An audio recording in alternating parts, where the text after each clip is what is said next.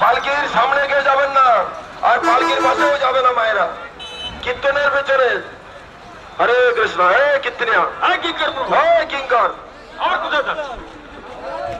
হরে কৃষ্ণ কৃষ্ণ কৃষ্ণ হরে হরে হরে রাম হরে রাম।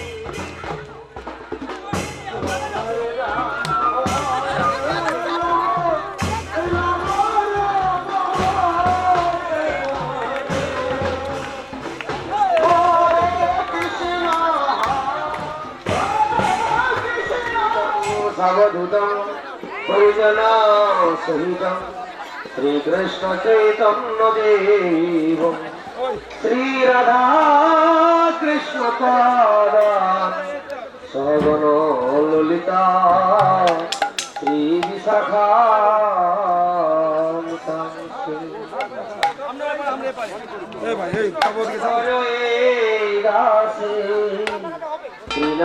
कृणापेक्षायति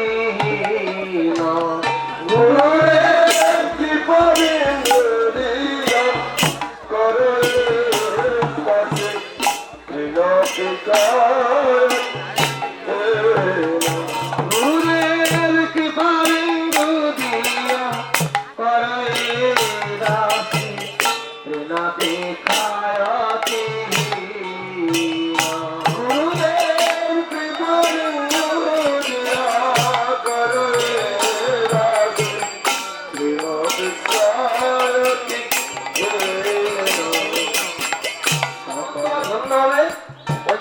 মনুষ্য জনমটা একমাত্র কৃষ্ণ ভজন করার জন্য, গুরু সেবা করার জন্য।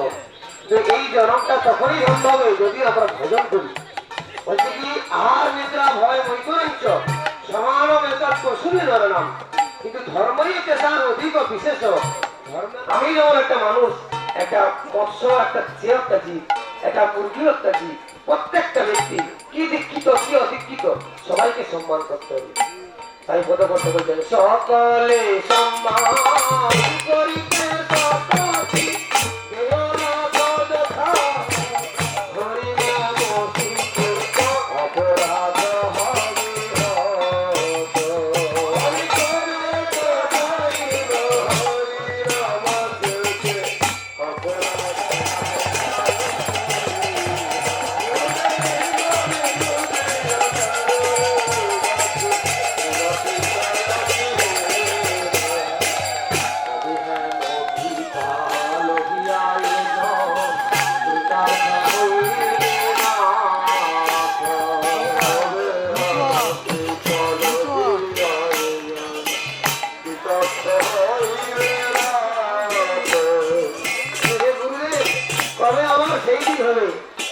সবাইকে সম্মান করতে শিখবো, সবাইকে শ্রদ্ধা পূর্বক তাদের যে যেমন ব্যক্তি তাদেরকে সেইভাবে সম্মান করতে শিখবো।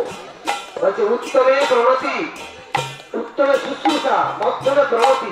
বাচ্চার কাছে সে স্বামীর কাছে সে পত্নী, আবার শ্বশুর শাশুড়ির কাছে গৃহবধূ। একই ব্যক্তি এই ব্যক্তি অনুসারে তাকে সেরকম ভালোবাসাটা প্রদান করতে হয়। সেরকম আমরা মনুষ্য সবাইকে সম্মান করে বলে, কিন্তু যে যেমন বৈষ্ণব আদর করিয়া তবে বৈষ্ণবের কৃপা তাই সর্বসিদ্ধি অবশ্য পাইবে তবে। তাই বলছেন কবে হেন কৃপা হইবে না, কবে হেন কৃপা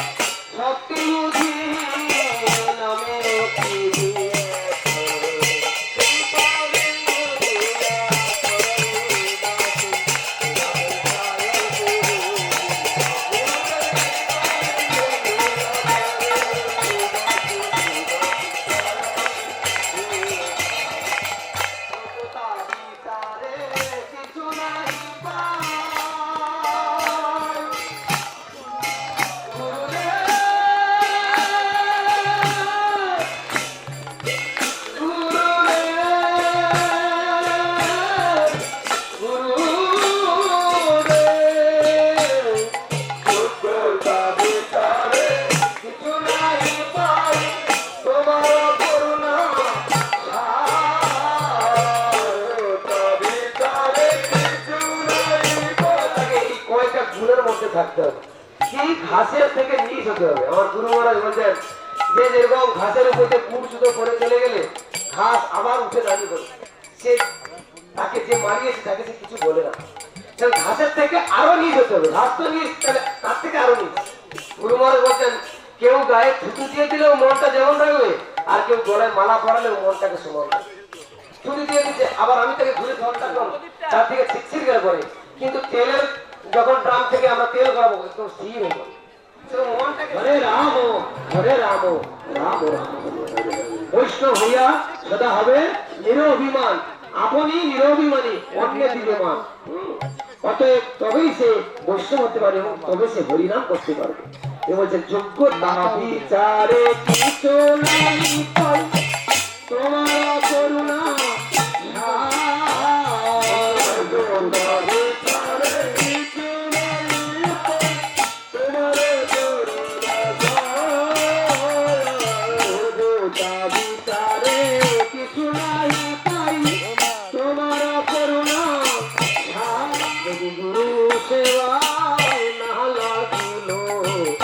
ছাড় প্রাণে কাজ কি বলো,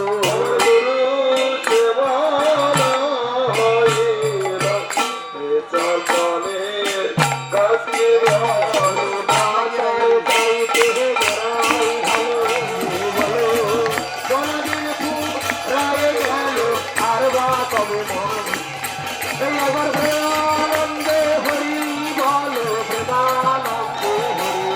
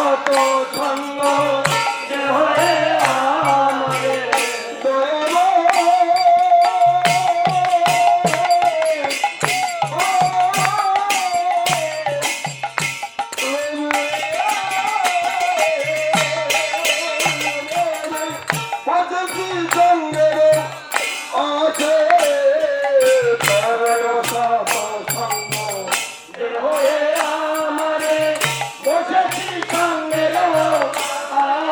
আছে টাকা কি আমার নাই পরম হরিনাম সংকীর্তন চলে টাকা কি আমার নাহি পায় বলো হরিনাম সংকীর্তনে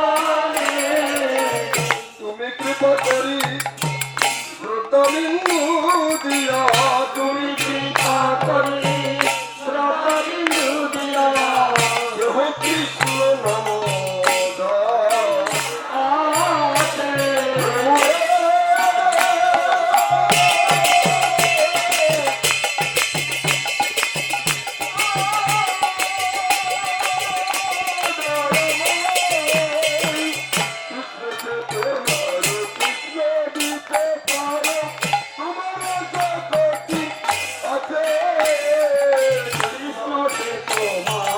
কৃষ্ণ দিতে পারো তোমার শক্তি আছে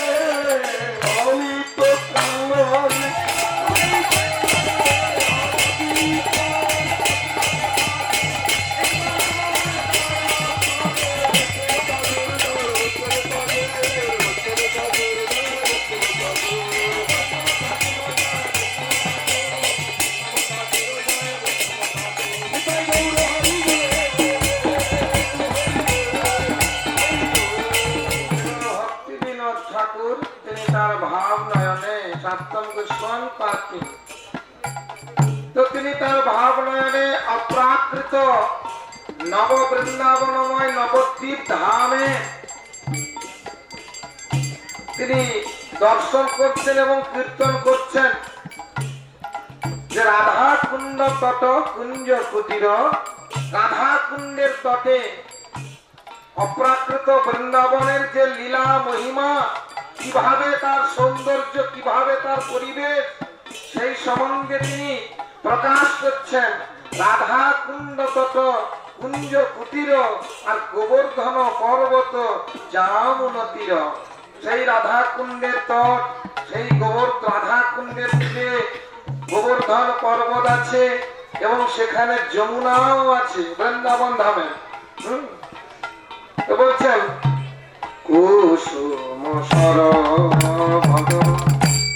মানস গঙ্গা কুসুম সরভগ মানস গঙ্গা কুসুম সরভগ মানস গঙ্গা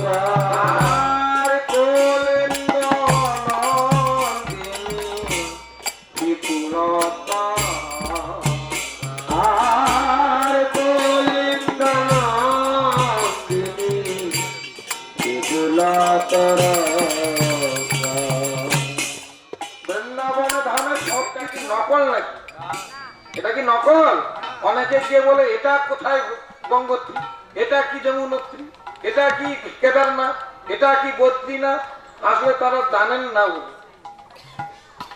আমাদের মতো যখন ব্রজবাসীদের এরকম ভাব হয়েছিল যে আমরা গঙ্গা সাগরে স্নান করতে যাব, আমরা ভাবি না যে গঙ্গা সাগর, কালকে এটা বলছিলাম, হ্যাঁ আমরা একটু চার ধাম যাব, সকলের যেমন ইচ্ছা হয় আমরা একটু তীর্থ দর্শন করে আসি, হরিদ্বার যাব। তো ভগবান কৃষ্ণ বলছেন, সেই গোপ বালক, সেই বেনুধারী ভগবান, তিনি বলছেন ব্রজবাসীদেরকে, মাকে, যশোদা মাকে, নন্দ বাবাকে, যে তোমাদের এগুলো চিন্তা করবার কোনো প্রয়োজন নাই, কারণ আমার এই অপ্রাকৃত বৃন্দাবন চিন্ময় ভূমিতে সমস্ত তীর্থরাজ বিরাজমান করছেন। এই জন্য ওই হরিদ্বারের সঙ্গে এই হরিদ্বারের তুলনা করলে কিন্তু হবে না। সব জায়গায় শিব ঠাকুরের মন্দির আছে, কিন্তু গোপেশ্বর শিব ঠাকুরের সঙ্গে অন্য কোন শিব ঠাকুরের তুলনা করা যাবে না। সব শিব ঠাকুরের প্রসাদ খাওয়া যায় না, কিন্তু গোপেশ্বর শিব ঠাকুরের প্রসাদ খেতে হবে। সকল শিব ঠাকুরের সাথে আবার গোপেশ্বর শিব ঠাকুরের সঙ্গে তুলনা করলে হবে না। কারণ শিব ঠাকুর আছে গোপেশ্বর মহাদেব, বনখণ্ডী মহাদেব, ভূতেশ্বর মহাদেব, চাকলেশ্বর মহাদেব, আশীশ্বর মহাদেব, কামেশ্বর মহাদেব। হ্যাঁ, আরো অনেক মহাদেব আছে। তো সেই কেদারনাথের সঙ্গে এই কেদারনাথের তুলনা করা যাবে না, কারণ এটা ভগবানের হৃদয় থেকে সব প্রকটিত, মানস থেকে সব প্রকটিত। এই জন্য মানস গঙ্গা, কেনা গঙ্গাকে তিনি মন থেকে সৃষ্টি করলেন, মানসী গঙ্গা, সেখানে সব বিরাজমান বিদ্যমান আছেন। ওই জন্য গোলক বৃন্দাবন ধামেরও এরকম ভাবে ভগবান যখন লীলা করছেন, এখানে যে কেদারনাথ, বদ্রীনাথ, গঙ্গোত্রী, যমুনোত্রী, এটা হলো ভগবানের স্বরূপ থেকে প্রকটিত। বলে বৃন্দাবন ধাম। হ্যাঁ, এই জন্য কবেলা কি জানেন, এই জন্য সপার সদস্য ধাম সহ অবতরী শ্রীকৃষ্ণ চৈতন্য প্রভু জীবে দয়া করি সপার সদস্য ধাম সহ অবতরী। ভগবান যখন আসেন জগতে লীলা করবার জন্য, তখন তিনি তার ধাম সহ পার্শ্বদেরকে নিয়ে আসেন, তাই না? এই জন্য এই রাধা কুণ্ডের তটে এটা হলো অপ্রাকৃত চিন্ময় ভূমি, এটা কিন্তু এই জড়চক্ষের দ্বারা দর্শন করা যাবে না। এই জন্য পরম গুরুদেব বলছিল যে চক্ষুর দ্বারা ভগবত দর্শন হয় না, কর্ণ ব্যতীত। কানের দ্বারা ভগবান দর্শন হয়, কারণ ভগবানের অপ্রাকৃত চিন্ময় রস আমরা কানের দ্বারা শ্রবণ করতে পারবো। আর আমাদের আত্মের খাবারটা ওই কানের দ্বারা প্রবাহিত হয়, এটা মুখের দ্বারা খাওয়া যায় না। হরি কথা কানের দ্বারা প্রবাহিত হয়ে হৃদয়ে প্রবেশ করে, কানের ভিতর দিয়া মরমে পশিল গো, আকুল করিল মোর প্রাণ, তাই না? অতএব সেই বৃন্দাবন ধামে রাধা কুণ্ডের তটে মহিমা কীর্তন করতে বলছেন। রাধা রানীর যে মহিমা, এ তো খুব গূঢ় তত্ত্ব, এটা আমাদের প্রকাশ, এটা প্রকাশ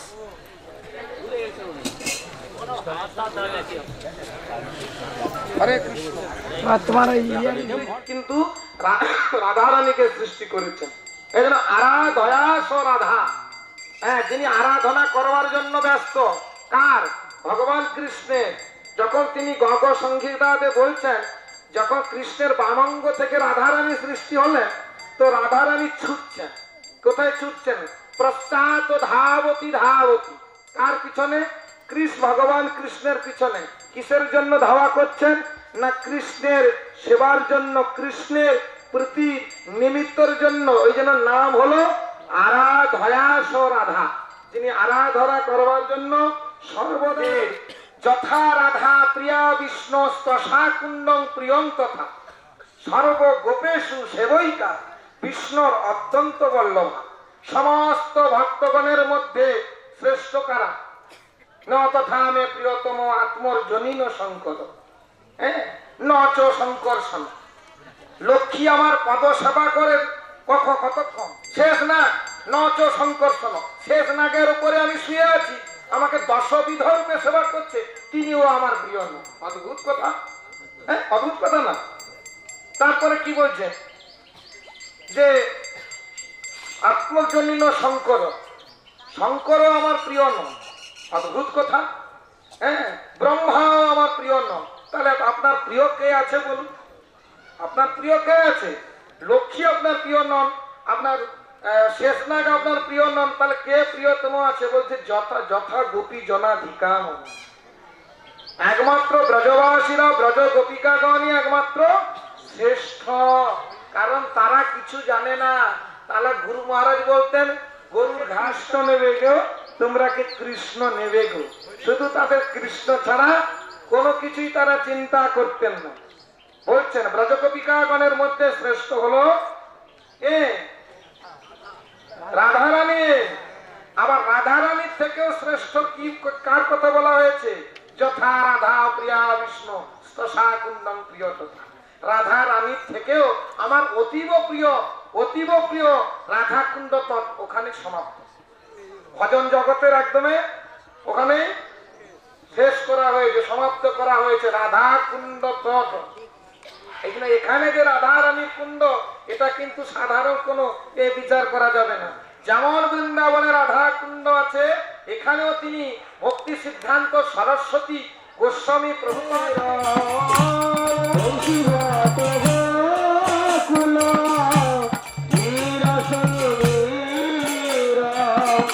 বৃন্দাবন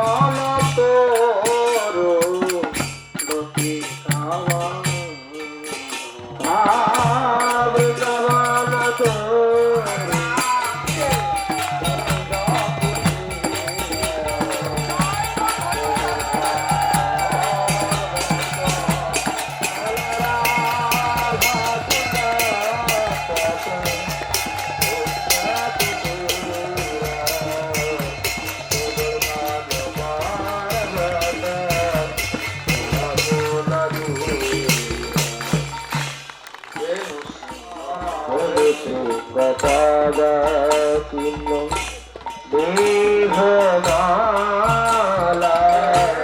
রাধে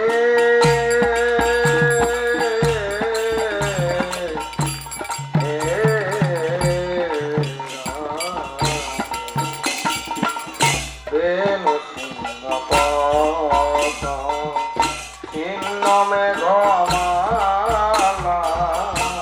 বেনু সিংহ পদ চিহ্ন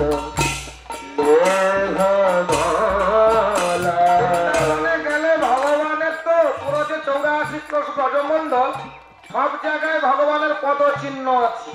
চরণ পাহাড়িতে দেখতে পাই না? কোথায়? বড় চরণ পাহাড়ি, সেখানে শুধু গোবিন্দের চরণ চিহ্ন। ভগবান যে এসেছেন, তিনি যে লীলা করেছেন, আজও পর্যন্ত আমরা সেই চিহ্ন ভগবানে রেখে দিয়ে গেছেন। এখনো অদ্যাবধি নিত্য লীলা করেন এরা গৌররায়। আর ভাগ্যবান জীব যারা দেখিবারে পায়, যারা ভাগ্যবান ব্যক্তি এখনো বৃন্দাবনে বাঁশি বাজে, কিন্তু যে যেমন ভাগ্যবান সে তেমন শুনতে পায়। তো দেখুন, আজও পর্যন্ত আমাদের এই চর্মচক্ষেও আমরা দর্শন করছি ভগবানের পদচিহ্ন। ভগবান যখন তিনি বংশীধ্বনি করতে করতে যেতেন, তখন পাষাণ গলে যেত, পাষাণ গলে যেত। কিন্তু আমরা এমন মহাভাবী যে আমাদের ভগবানের নামে হৃদয়টাও গলে না। পাষাণ যদি গলে যায়, কিন্তু আমাদের মন আর গলে না। হ্যাঁ, এই জন্য ভগবানের আজ পর্যন্ত সেই অদ্যাবধি সেই ভগবানের যে লীলা সমূহ স্থানে সমস্ত রকম তার প্রমাণ, তার চিহ্ন এখনো দেখা যায়। এই জন্য বেনু সিংহ পদ চিহ্ন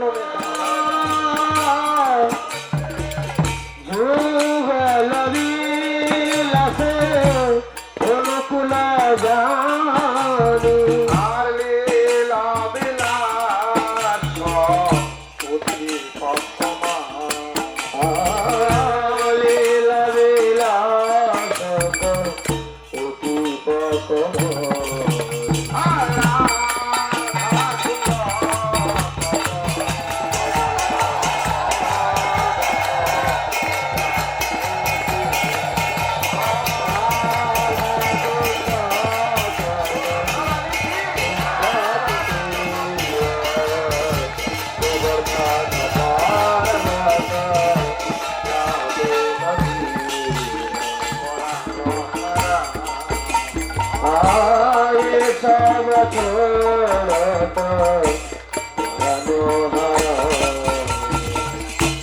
ভকতি বিনোদ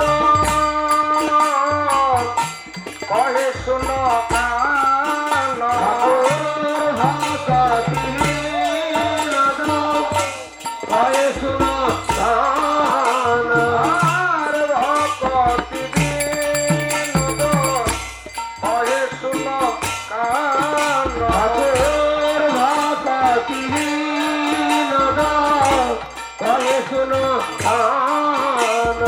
আর তু আয়ুতে পদ আমার পরা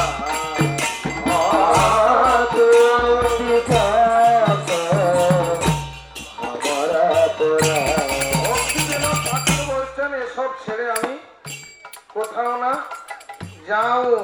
আর লীলা বিলাস উদ্দীপকমান ভগবান ভক্তি বিনোদ ঠাকুর তার ভাব নিয়ে তিনি দর্শন করছেন। এরকম তার মহিমা বর্ণনা করছেন।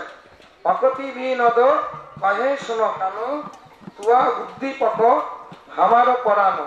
তাই ভক্তি বিনোদ ঠাকুর তিনি সপ্তম গোস্বামী পাদ, তিনি রাধা কুণ্ডের এবং বৃন্দাবনের অপ্রাকৃত লীলা মহিমা তিনি দর্শন করছেন, তিনি প্রকাশ এবং তার কীর্তনের দ্বারা তিনি প্রকাশ করছেন। বলো রাধা রাধা রাধা রাধা রাধা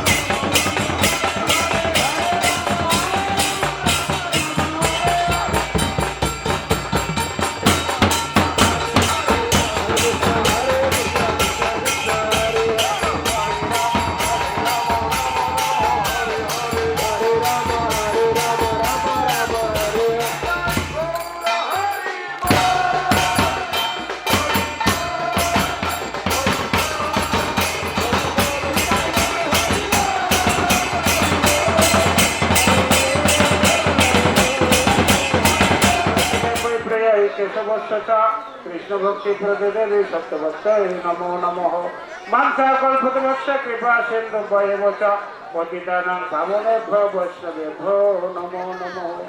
প্রথমে মোদী গুরুপাদ পদ্ম জগদ্গুরু ঋতলা প্রবিষ্ট ও বিষ্ণুপদ অষ্টল শ্রীমা ভক্তি বেদান্ত পর্যটক কুষ্ণীর গুরু মহেশ্বর শাস্ত্র পদার্থে তার হয়তো কৃপা প্রার্থনা করি। অতঃপর রূপনুগবর্গ গুরু পরম্পরা বিভিন্ন মঠে আচার্যবর্গ ত্রিচন্ডীপাদগণ উপস্থিত হেমতপুরস্থ ত্রিচন্ডীপাদগণ উপস্থিত ধাম পরিক্রমাকারী বৈষ্ণব মণ্ডলী সাধু সন্তের মাতৃমণ্ডলী এবং এই কোল দুভস্ত বসবাসকারী ভক্তমণ্ডলী সকলকে পুনঃ পুনঃ দণ্ডবোধ জ্ঞাপনান্তে সকলের কাছে কৃপা প্রার্থনা করছি। এবং শ্রী শ্রী পদ্ম গোস্বামী গৌরী মঠ থেকে আমরা এই পরিক্রমার প্রথম দিবস সেখানে উপস্থিত হয়েছি। বড় বেদ আবির্ভাব হয়েছেন, এটাকে বলা হয় কোলদ্বীপ। সেই কোলদ্বীপস্থ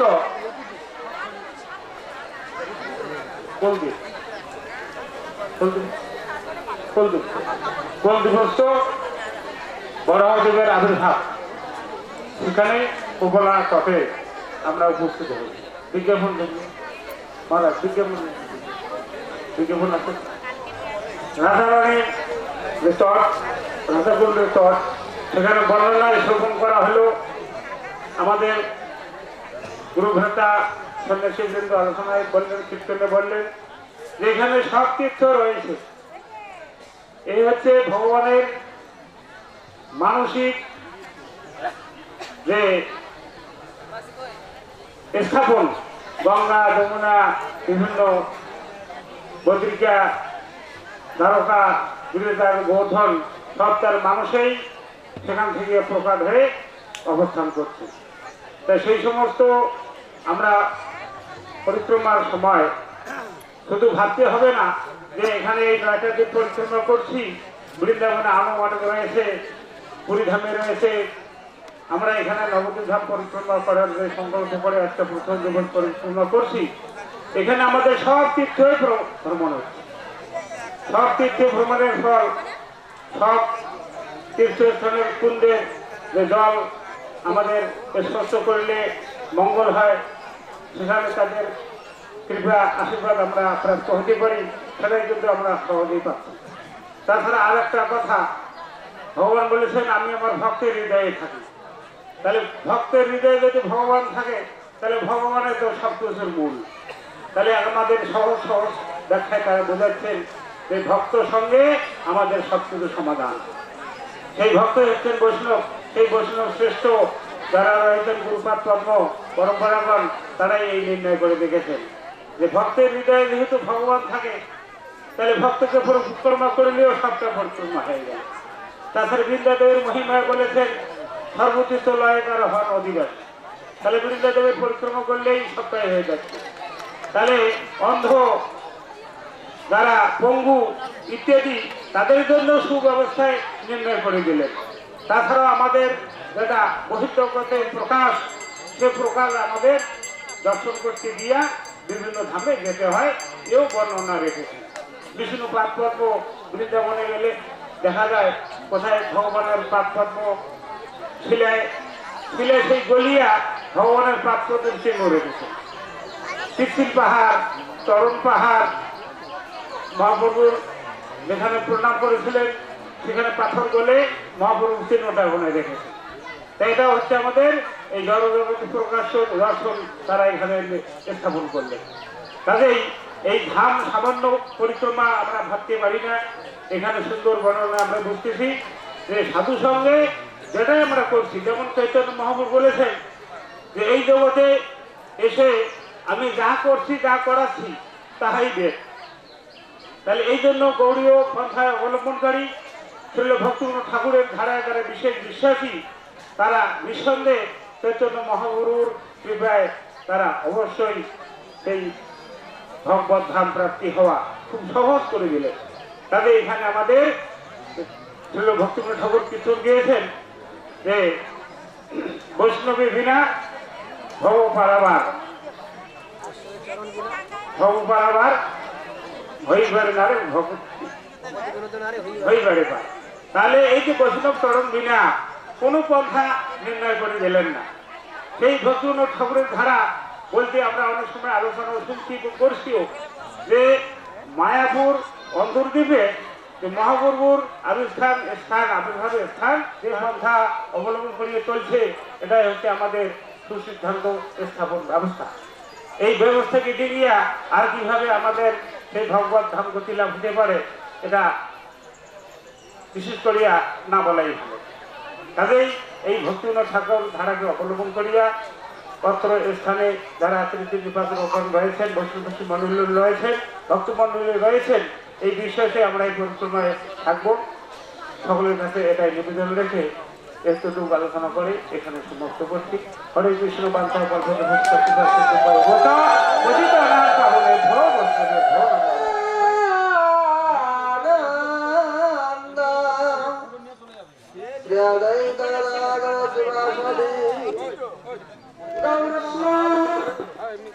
কৃষ্ণ কৃষ্ণ হরে হরে পরে দিতে লাগে। এই যে গুরু মহারাজেরা যখন হরিকথার পরে এখানে খাওয়া দাওয়া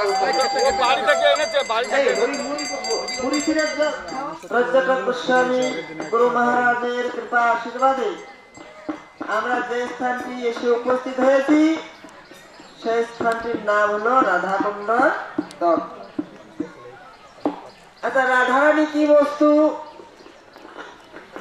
বা রাধা নামটা কি বস্তু আমরা সেটা বৈষ্ণব মুখে শ্রবণ করি। পৃথিবীতে আসার আগে, পৃথিবী সৃষ্টি না হওয়ার আগে বিরাট সৃষ্টি হয়েছিল। আর রাধারানী কৃষ্ণকে কথা দিছে যে আমি ধরাধামে যাব, কিন্তু আমি তোমার পরশ না পাওয়া পর্যন্ত আমি এই পৃথিবীর মুখ দেখবো না।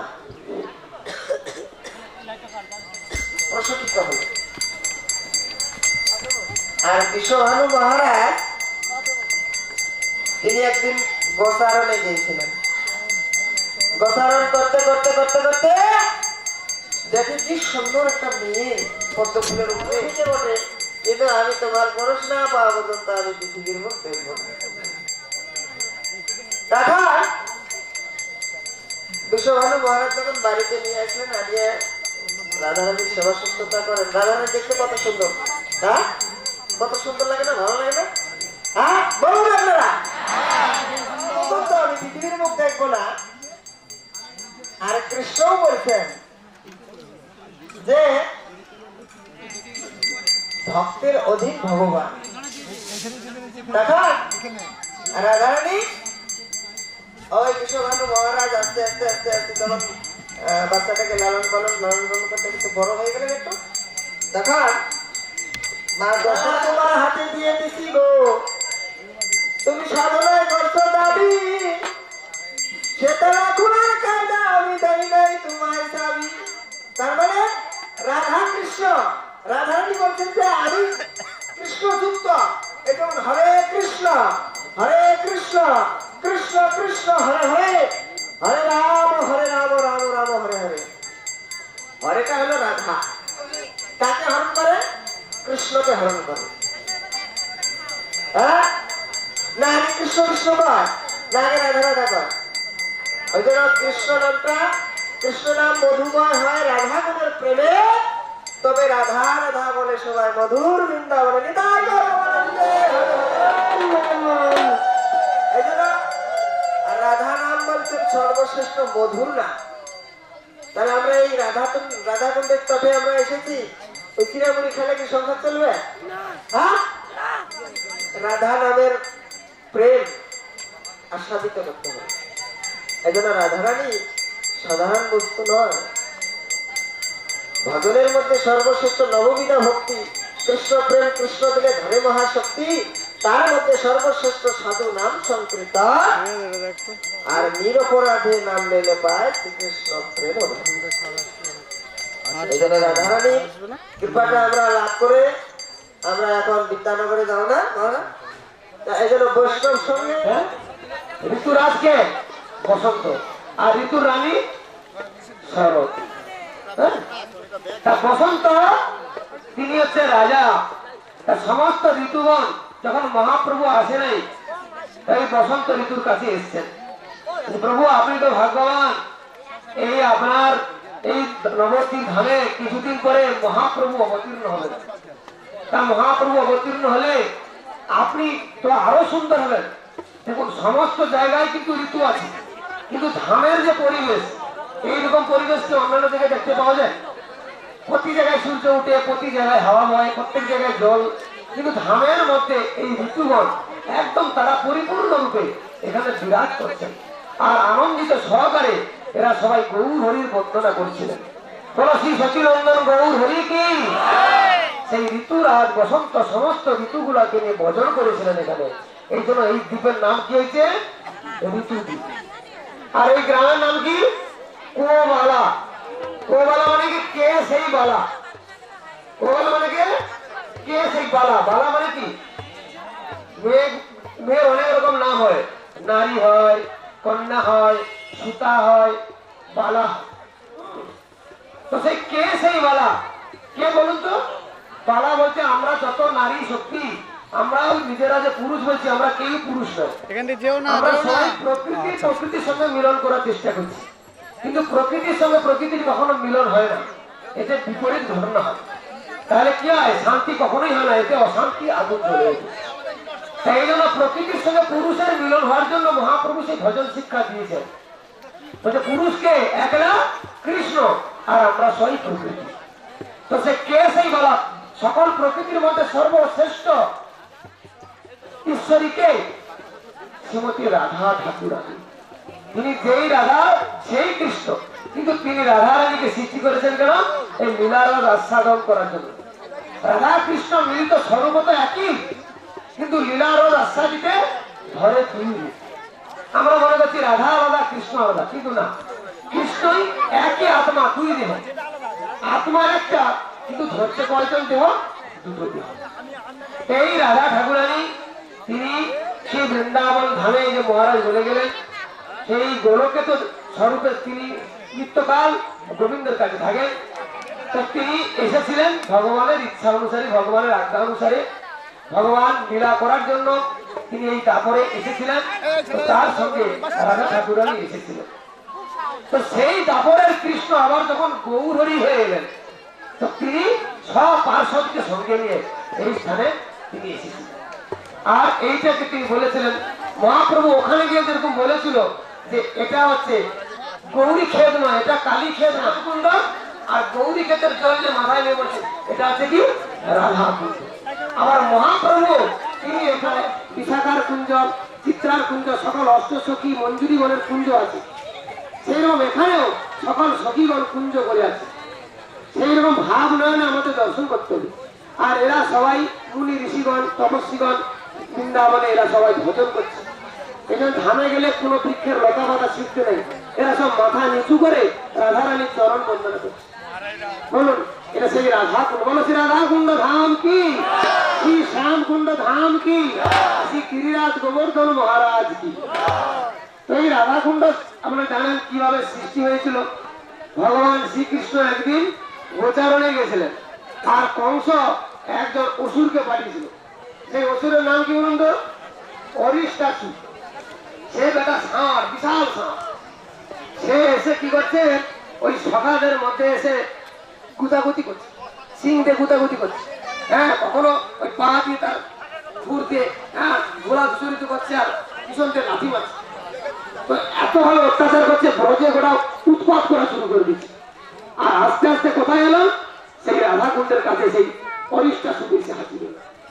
আর ভগবান কি করলেন? সবাই সখাগণ কৃষ্ণ বাঁচাও বাঁচাও বাঁচাও। এ কি, এ তো মনে হয় গরু নয়, গরু তো এত উৎপাত করে না, এ কোনো বেটা অসুর এসেছে। কৃষ্ণ তো জানে বেটা কংস পাঠিয়েছে। কৃষ্ণ কি করলেন? ওই বেটার দুটো পা ধরে নিয়ে একদম ঘুরিয়ে ঘুরিয়ে ঘুরিয়ে ঘুরিয়ে ঘুরিয়ে ঘুরিয়ে ঘুরিয়ে ঘুরে আসার, ও আবার তেড়ে আসে গোবিন্দের দিকে। তখন কৃষ্ণ দুটো সিংকে উপরে নিয়ে একবারে ওকে যত্ন করতে, একবারে ওকে শেষ করেই দিলেন। হ্যাঁ, তা সেই অরিষ্টাসুর বধ হলো, এ গো হত্যা করেছে। কৃষ্ণ বলছে কি গো হত্যা করো, তোরা অসুর। বলে অসুর হতে পারে, কিন্তু ও তো গরুর রূপ ধরে এসেছে, লোকে কি আর বুঝবে কি অসুর, কে বুঝবে? তুমি তো গো হত্যা করেছো। আজকে আমরা ওই তোমার সঙ্গে তোমাকে কোনো কাজ করবো না, তোমাকে টাচ করলে ওই গো হত্যা পারো আমাদের মনে হয় 2 বছর 4 বছর লেগে যাবে। তাহলে কি করে হবে? তা ভগবান বললো দেখো এখানে যদি আমি সব তীর্থকে হাজির করাতে পারি তবে হবে তো, হ্যাঁ যদি তুমি হাজির করাতে পারো ভালো। তখন কৃষ্ণ কি করলেন, ওই বংশী দিয়ে ওই মাটি খোঁড়া শুরু করছে, মাসি দিয়ে খুলতে খুলতে খুলতে খুলতে বিশাল কুণ্ড হয়ে গেছে। কুণ্ডে তারপরে বলছেন সকল তীর্থকে এসো গয়া, আমরা যা আচমন করি কি বলি, এসো গঙ্গে এসো যমুনে চৈব, বল না? এইবার সকল তীর্থকে ওই জলের মধ্যে আহ্বান করতে হয়, নাহলে আচমন করা যায় না। স্নান করার সময় সকল তীর্থকে মন্ত্রে সাজলে ডাকলে ওখানে সব তীর্থ হাজির হয়। কি বলা হয় আমরা, এসো গঙ্গে চ যমুনে চৈব গোদাবরী সরস্বতী নর্মদে সিন্ধু কাবেরী জলে সন্নিধন কুরু কুরুক্ষেত্র গয়া গঙ্গা প্রভাস পুষ্করাণী চ এথানি তীর্থানি আচমন কালে ভবন্ত্য স্নান কালে ভবন্ত্য পূজা কালে ভবন্ত্য ডাকতে। তা কৃষ্ণ সেদিন ডাকছে, তিনি তো ব্রাহ্মণের শিরোমণি, দ্বিতীয় শিরোমণি। বলছে এসো গঙ্গা, গঙ্গা চুপ করে এসে ওই কুণ্ডে পড়ে গেল। এসো যমুনা, যমুনা চুপ করে এসে পড়ে গেল। হ্যাঁ সকল কাবেরী সিন্ধু সবাই এসে পড়ে গেল, আর গোটা কুণ্ডের জল একদম ভর্তি হয়ে গেল। আর কি নাম হলো, শ্যামের নাম অনুসারে সেই কুণ্ডের নাম কি হলো, শ্যাম কুণ্ড। বলছি শ্যাম কুণ্ড কি? তা গোবিন্দ বলছে তাহলে আমি এবার ডুব দেই। বলে গোবিন্দ সখাদেরকে নিয়ে ডুব দিচ্ছে, চান করছে। বলে এসো এবার তোমরা আমাকে টাচ করো। বলে হবে না হবে না হবে না, তোমার তো পাপের শরীর, আর ওই জলে তো তুমি নেমেছ, ও গোটা জলটা যেরকম কারেন্টের তার যদি জলে দিয়ে দেওয়া হয় কি হবে, গোটা জলটা কারেন্ট হয়ে যায়। সেরকম তোমার গোটা পাপের যে জল ওই কুণ্ডের মধ্যে গোটা জল পাপ হয়ে গেছে। ওই জলে আমরা চান করলে আমরাও তোমরা বললে তীর্থে নিয়ে এলে স্নান করতে হবে, তাহলে আমি এখন কি করবো? বলে ও তীর্থে হবে না, আমরা নিজেরাই তীর্থ করে আমরা আমরা ওই জলে আমরা স্নান করবো, আর আমাদের ওই জলে তোমাকে স্নান করতে হবে, তারপরে তুমি পবিত্র হবে। আমরা আগে স্নান করবো ওই তীর্থে জলে, তারপরে তুমি স্নান করবে। তার রাধারানী বললো ঠিক আছে সখীরা দেখি আমরা একবার পারি কিনা চেষ্টা করতে। তার রাধারানী কি বলে, হাতের যে কঙ্কন মানে বালা, ওই বালা নিয়ে তিনি কুণ্ড করে ঘুরতে ঘুরতে ঘুরতে ঘুরতে ঘুরতে ঘুরতে অনেকক্ষণ ধরে ঘুরতে বড় হয়ে গেছে। এখন জল পাবে কোথায়? হ্যাঁ জল আর পাওয়া যাচ্ছে না, জল পাওয়া যাচ্ছে না। তা বললো কাছাকাছি মানসী গঙ্গা আছে। কৃষ্ণ ওটা আগেই সৃষ্টি করেছে, মহারাজ বলছে না মানস থেকে সৃষ্টি করেছিল মনে মনে গঙ্গা। বলে নন্দ বাবারা স্নান করতে যাবে, বলে আমরা গঙ্গা স্নানে যাবো। বলে বাবা সে গঙ্গা তো অনেক দূর, তুমি কোথায় যাবে? আমি এইখানে গঙ্গাকে প্রকট করছি। ভোরবেলা উঠে যখন থেকে গঙ্গা হয়ে গেছে, বলে বাবা তুমি এইখানে স্নান করো। যশোমতী মাকে বললো সকল সখাগণ সবাই ওইখানে স্নান করলো, আর নাম হয়ে গেল কি মানসী গঙ্গা। এই যে গোবর্ধন পরিক্রমা আপনারা জানো, হ্যাঁ কুসুম সরোবর, তারপরে মানস গঙ্গা পর্বত। তো এইখানে মানসী গঙ্গা থেকে রাধারানী মানে ওই পর পর পর পর নেটওয়ার্কের মতো ললিতা দিচ্ছে বিশাখাকে, বিশাখাকে দিচ্ছে চিত্রাকে, চম্পকলতা, এইভাবে সব সখী মঞ্জুরিগণ লাস্টে রাধারানী নিয়ে এসে ওই কুণ্ডে জল ঢালছে। জল ঢালছে কতক্ষণ, সেই জল কলসি কলসি করে কুণ্ড ভর্তি হবে, হ্যাঁ কতক্ষণ লাগবে। আর তারপরে চান হবে, রাধারানী ভেবে একবার একা। তখন গোবিন্দের দয়া হল। গোবিন্দ কি করলেন, ওই যেটা শ্যাম কুণ্ডের কাছ থেকে একটা বাঁশিতে ফুটো করে দিলেন, আর ওই শ্যাম কুণ্ডের জল দিয়ে তীর্থগণকে বললেন যাও তীর্থগণ, রাধারানী খুব কষ্ট হচ্ছে, তোমরা আমার তীর্থ থেকে আবার ওই তীর্থে গিয়ে আহ্বান করো। আমার সেই গঙ্গা যমুনা সরস্বতী সবাই এসে সেই তীর্থে গিয়ে, আর রাধা কুণ্ড শ্যাম কুণ্ড জল একদম সমান সমান হয়ে গেল।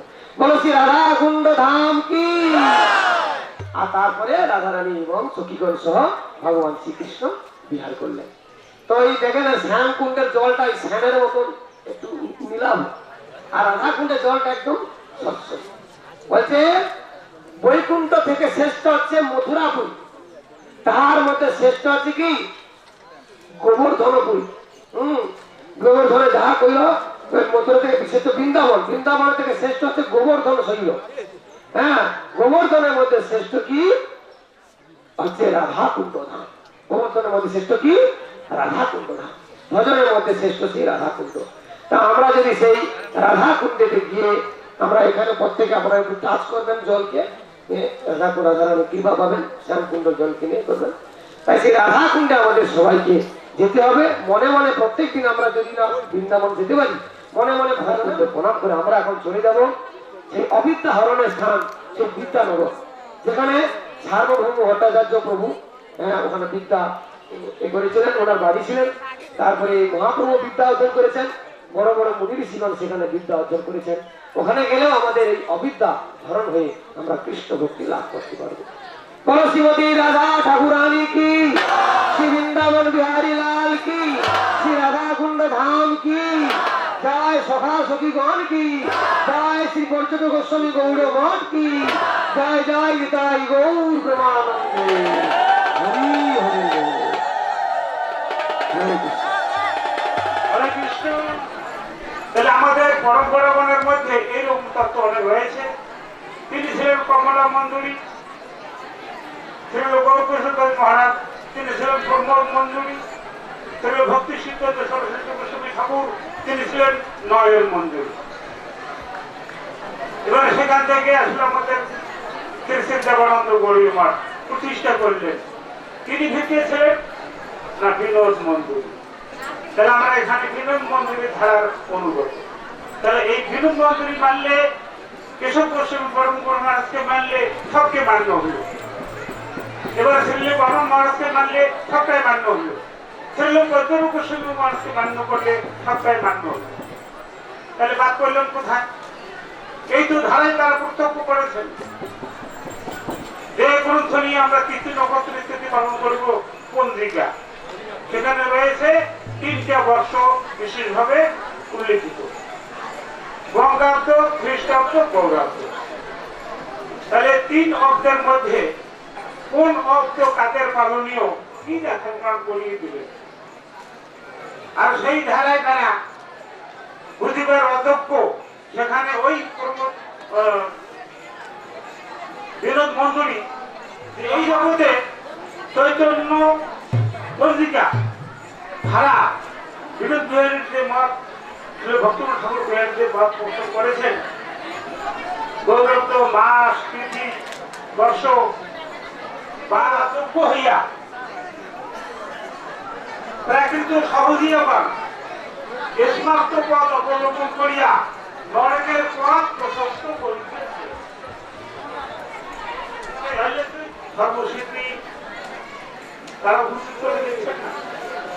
কাজেই এই বিদ্যানগরের অনেক মহিমা রয়েছেন। এই বর্ণনা করিয়ে শেষ করা আমাদের পক্ষে তো দূরের কথা, ওদের বোধহয় কোনো ওর ধারে কাছে যেতে পারে না। কিন্তু গোবিন্দের কৃপায় তার অনুগত জন রয়েছেন উপস্থিত মহাত্মাগণ। আমরা তার দৈহিক বিচার করলে বুঝবো না, তার মুখনিসৃত বাণী শুনবো, তাদের কথা, ওই মহাজনগণের কথা। তাহলে কান দিয়ে শুনলে বলিষ্ঠ হতে পারি। এই জন্য সকলের চরণে নিবেদন, অন্য অভিলাষ শূন্য হয়ে একমাত্র চৈতন্য মহাপ্রভু ধারার পন্থায় যেটা রয়েছে, এই পরিক্রমার মাধ্যমে সেটা তারা প্রকাশ করছেন। সেটা সুন্দরভাবে মন দিয়ে শুনিয়া যদি আমরা ভাবনায় পালন করবো, এটা হচ্ছে ভাবগ্রাহী জনার্দন। এটা অনেক প্রমাণ রয়েছে। ভাবে অনেক কিছু, মানসী গঙ্গার কথা গতকাল বলল, মানসে কেদারনাথের কথা বলল। তাহলে এই যে মানস কি জিনিস? মানস স্নান, এই যে গঙ্গায় প্রত্যক্ষ স্নান, মানস স্নান। কোন স্নানের অধিকতা দিল? বলছে যত কূপে হোক, নদীতে হোক স্নান করো না কেন, যাদের পিছনে গেলাম তারা তো আপনি আসি ধর্ম শেখাবে, তারা তো ডুবলো না। আর সেই বলে যে গঙ্গা স্নান কর, গঙ্গা স্নান করে। তাহলে কি হবে? এই যে পরিক্রমা করো, পরিক্রমা করো, পরিক্রমা করার কথা তো রয়েছে। এবারে বাচ্চা শিশুকে বলা হয় তুমি শুধু অ আর আ লিখবা, এই যে চকলেট দিলাম, তো ভাবলো বা অ আ লিখলি তুমি এত কিছু, বাবা তার কি কথা? এবারে অ আ লিখলো, বাবা আবার হয়েছে আর লিখবো না কিছু, হইলো। তারপর বললো বাবা অ আ তো লেখা, 2টা চকলেটের প্যাকেট দিয়েছি, এবারে ইউ লেখো আর 2টা দিই। এইভাবে তারা নতুন করছে যে গঙ্গায় ডুব দিলে পাপ যায়। তিনি বললো রূপ দিলেও পাপ ক্ষয় হয় না, আর উল্টো অপরাধ হয়। এটা কি হবে? তাহলে বলছে পাপের একটা শক্তি আছে, কি হবে না, যার যেমন পাপ তার তেমনই দুর্ভোগ ভক্তি হবে। একালেও ভক্তি লাগতে পারে, আর একালে না হলে এই সাধুর কথা শুনলো না, ওই জমরাতা সাধুর কাছে যাতে হবে। আমরা তো যাইতে চাইবো না, কে নিয়ে যাবে? জমের দুধগণ গলায় চামড়া রশি লাগাইয়া পিঠেতে পিঠেতে নিয়ে যায়। এদের বলছে সংসার ভদিলি শ্রী গৌরঙ্গ না ভুলিলি। তাহলে সংসার ভজল শ্রী গৌরঙ্গ না ভুল। এবারে চরণ অমৃত খেলে কি হয়? অমৃতের বাইরে যাওয়ার হতো না। তাহলে অমৃত হলেই আমাদের আনন্দময় জায়গায় নিয়ে যায়। এবার চৈতন্য মহাপ্রভুর চরণামৃত যদি খেল, চৈতন্য মহাপ্রভুর ভক্তের যদি চরণামৃত খেল, তাহলে ভিতর কি গতি? এখানে বলেছে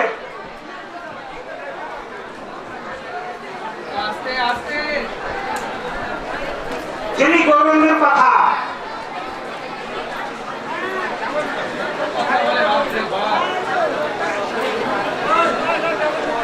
বলছে, এখানে অমৃতের অমৃত, অমৃতের অমৃত মানে কবর, অমৃতের অমৃত শ্রী গৌরঙ্গের কথা, ব্রহ্মা শিব শ্রী অমৃত বাঁধেন সর্বথা। এসব গৌরঙ্গের কথা দেবা শোনে সকলে সন্তুষ্ট হয়, দুষ্ট করবে। তাহলে অমৃতের অমৃত, ডবল অমৃত, এটা আমাদের কি অমঙ্গলের কারণ না ডবল মঙ্গলের কারণ? তাহলে চৈতন্যের কথা শুনবো কি ডবল মঙ্গল, অর্থতি অনেকে তো অপবাদ। তাহলে শুভ দৃষ্টি পরশুভ জীবের জগতের প্রতি। তাহলে শুভ দৃষ্টি ভগবানকে করানোর জন্য চিন্তন করছেন কারা? ওই তাদের আদেশে ওই তাদেরকে অনুরোধ করছেন। ওনারা হচ্ছেন জগৎ উদ্ধারকারী, তাদের কাছেই প্রার্থনা রাখছেন শুভ দৃষ্টি করুন। এই বৈষ্ণব ঠাকুর আমাকে শুভ দৃষ্টি করুন, আমি যেন আমার জন্য মঙ্গল হয়। কি মঙ্গল? কেউ চাচ্ছে আমার জন্য রোগটা সারে, কেউ চাচ্ছে আমার বাচ্চার জন্য রোগ সারে, কেউ চাচ্ছে আমার জন্য চাকরি হয়, ইত্যাদি ইত্যাদি। আর কেউ চাচ্ছে আমার জন্য হরি ভক্তি লাভ। তাহলে চাওয়ার মধ্যেও তো কম বেশি আছে। তাহলে আমরা এখন এই যুগের তত্ত্ব সিদ্ধান্ত অনুসারে বুঝতেছি, আজকে শুনলাম, আগেও শুনেছি, হয়তো মনে নাই, পড়াশোনা নাই, বিদ্যা বুদ্ধি নাই, হয়তো বললো বিদ্যা বুদ্ধি নাই। তা আমার এই অনুদানের বিদ্যা বুদ্ধি নাই, যার জন্য মনে থাকে না, জানিও না। আজকে আমাদের ভ্রাতাগণ শুনেছে, শুনিয়ে কিরকম আনন্দ লাগছে, সেই আনন্দ আমরা পাচ্ছি কিনা সবাই দিতে পাওয়ার কথা। তাহলে অমৃতের অমৃত শ্রী গৌরাঙ্গের কথা, ব্রহ্মা শিব সেই অমৃত বাঁধছেন সর্বদা। বাঞ্ছা করলো কোথায় থেকে? এই ধরা ধামে আসলো। এই ব্রহ্মা কি রূপে আসলো? তা ছিল হরিদাস। আর সেই শিব কি রূপে আসলো?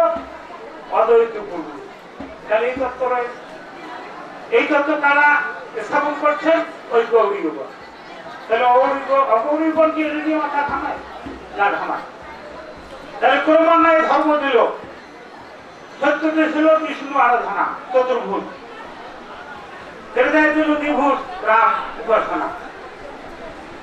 ওটা বললে হবে, কিন্তু পাওয়ার দিল এখানে রাম উপাসনে বেশি পাওয়ার, হাই পাওয়ার। এবারে রাম উপাসনে পাওয়ার দিল, তারপরে দিল কৃষ্ণ লীলার স্মরণ বন্ধন ইত্যাদি।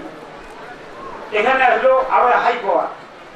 সমস্ত হাই পাওয়ারের ডবল হাই পাওয়ার, তার উপরে আসলে চৈতন্য মহাপ্রভুর গৌরলীলার পাওয়ার। তাহলে এই পাওয়ারের সব পাওয়ার কি যুক্ত আছে কি না আছে? তাহলে হাই পাওয়ার হলো কি করবে? তাহলে হাজার কামানে যে কাজ করবে, এক সুইচ টিপলে কি গ্যাস বাইরে হয়ে গেল, সব কামান খেয়ে। তাহলে গৌরঙ্গ বলিয়া কেন না যাবো বলিয়া? সকলের চরণে সবিনয় নিবেদন। আরো অনেক মহাত্মাগণ আছেন, কিন্তু বলবে তা বলতে বলতে আমার তো স্মরণ নাই। গতকাল বলছিল যে অল্প করে বলিয়ে তাদেরকে ছেড়ে দিতে হবে, কিন্তু আমাদের কি কিছু হলো, সব ভুলে গিয়ে হরে কৃষ্ণ। তাহলে আমরা এর পরবর্তীতে যে পরিচালনা করবো, আমাদের ওখানকার হেমতপুর পর্যবেক্ষণ সমিতির কর্তৃপক্ষ বারে বারে অনুরোধ করেছে যে মহাপ্রভু যেমন নিয়ে যাবেন তেমন নিয়ে আসবেন। আপনারাও যেমন যেমন যাবেন তেমন তেমন আসবেন, যেন ক্ষত বিক্ষত যদি কেউ না হবে।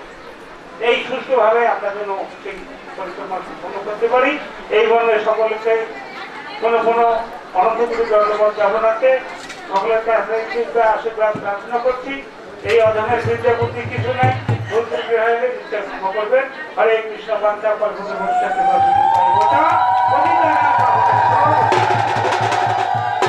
জগতে কোন বিদ্যা দিয়েছিলেন, কোন শিক্ষা দিয়েছিলেন? বৈরাগ্য বিদ্যা নিজ ভক্তি যোগ শিক্ষার্থম একম পুরুষ পুরাণ। শ্রীকৃষ্ণ চৈতন্য শরীর ধারী কৃপাম্ভু ধীর্যস্তমহং প্রপদ্যে। মহাপ্রভু এ জগতে এসছেন কি না বৈরাগ্য আর কি দিতে এসেছিলেন? কি দিতে? বৈরাগ্যর মূর্তি হলো স্বয়ং মহাপ্রভু। বৈরাগ্য কঠোর ভাবে দিয়েছেন। বৈরাগী হইয়া করে নারী সম্ভাষণ, দেখিতে না পারি আমি তাহার অনুমোদন। অসৎ সঙ্গ ত্যাগ এই বৈষ্ণব আচার, স্ত্রী সঙ্গী এক অসাধ কৃষ্ণ অভক্ত। এইটা হলো বৈরাগ্য। কতজনকে তিনি যে পানিশমেন্ট করেছেন সেটা আমরা জানতে পারি। বিদ্যা আর ভক্তিযোগ সার্বভৌম পণ্ডিতকেও তিনি সেই দর্শন করে তার মনে আছেন। তো এইরকম তিনি কি বিদ্যা দান করেছেন?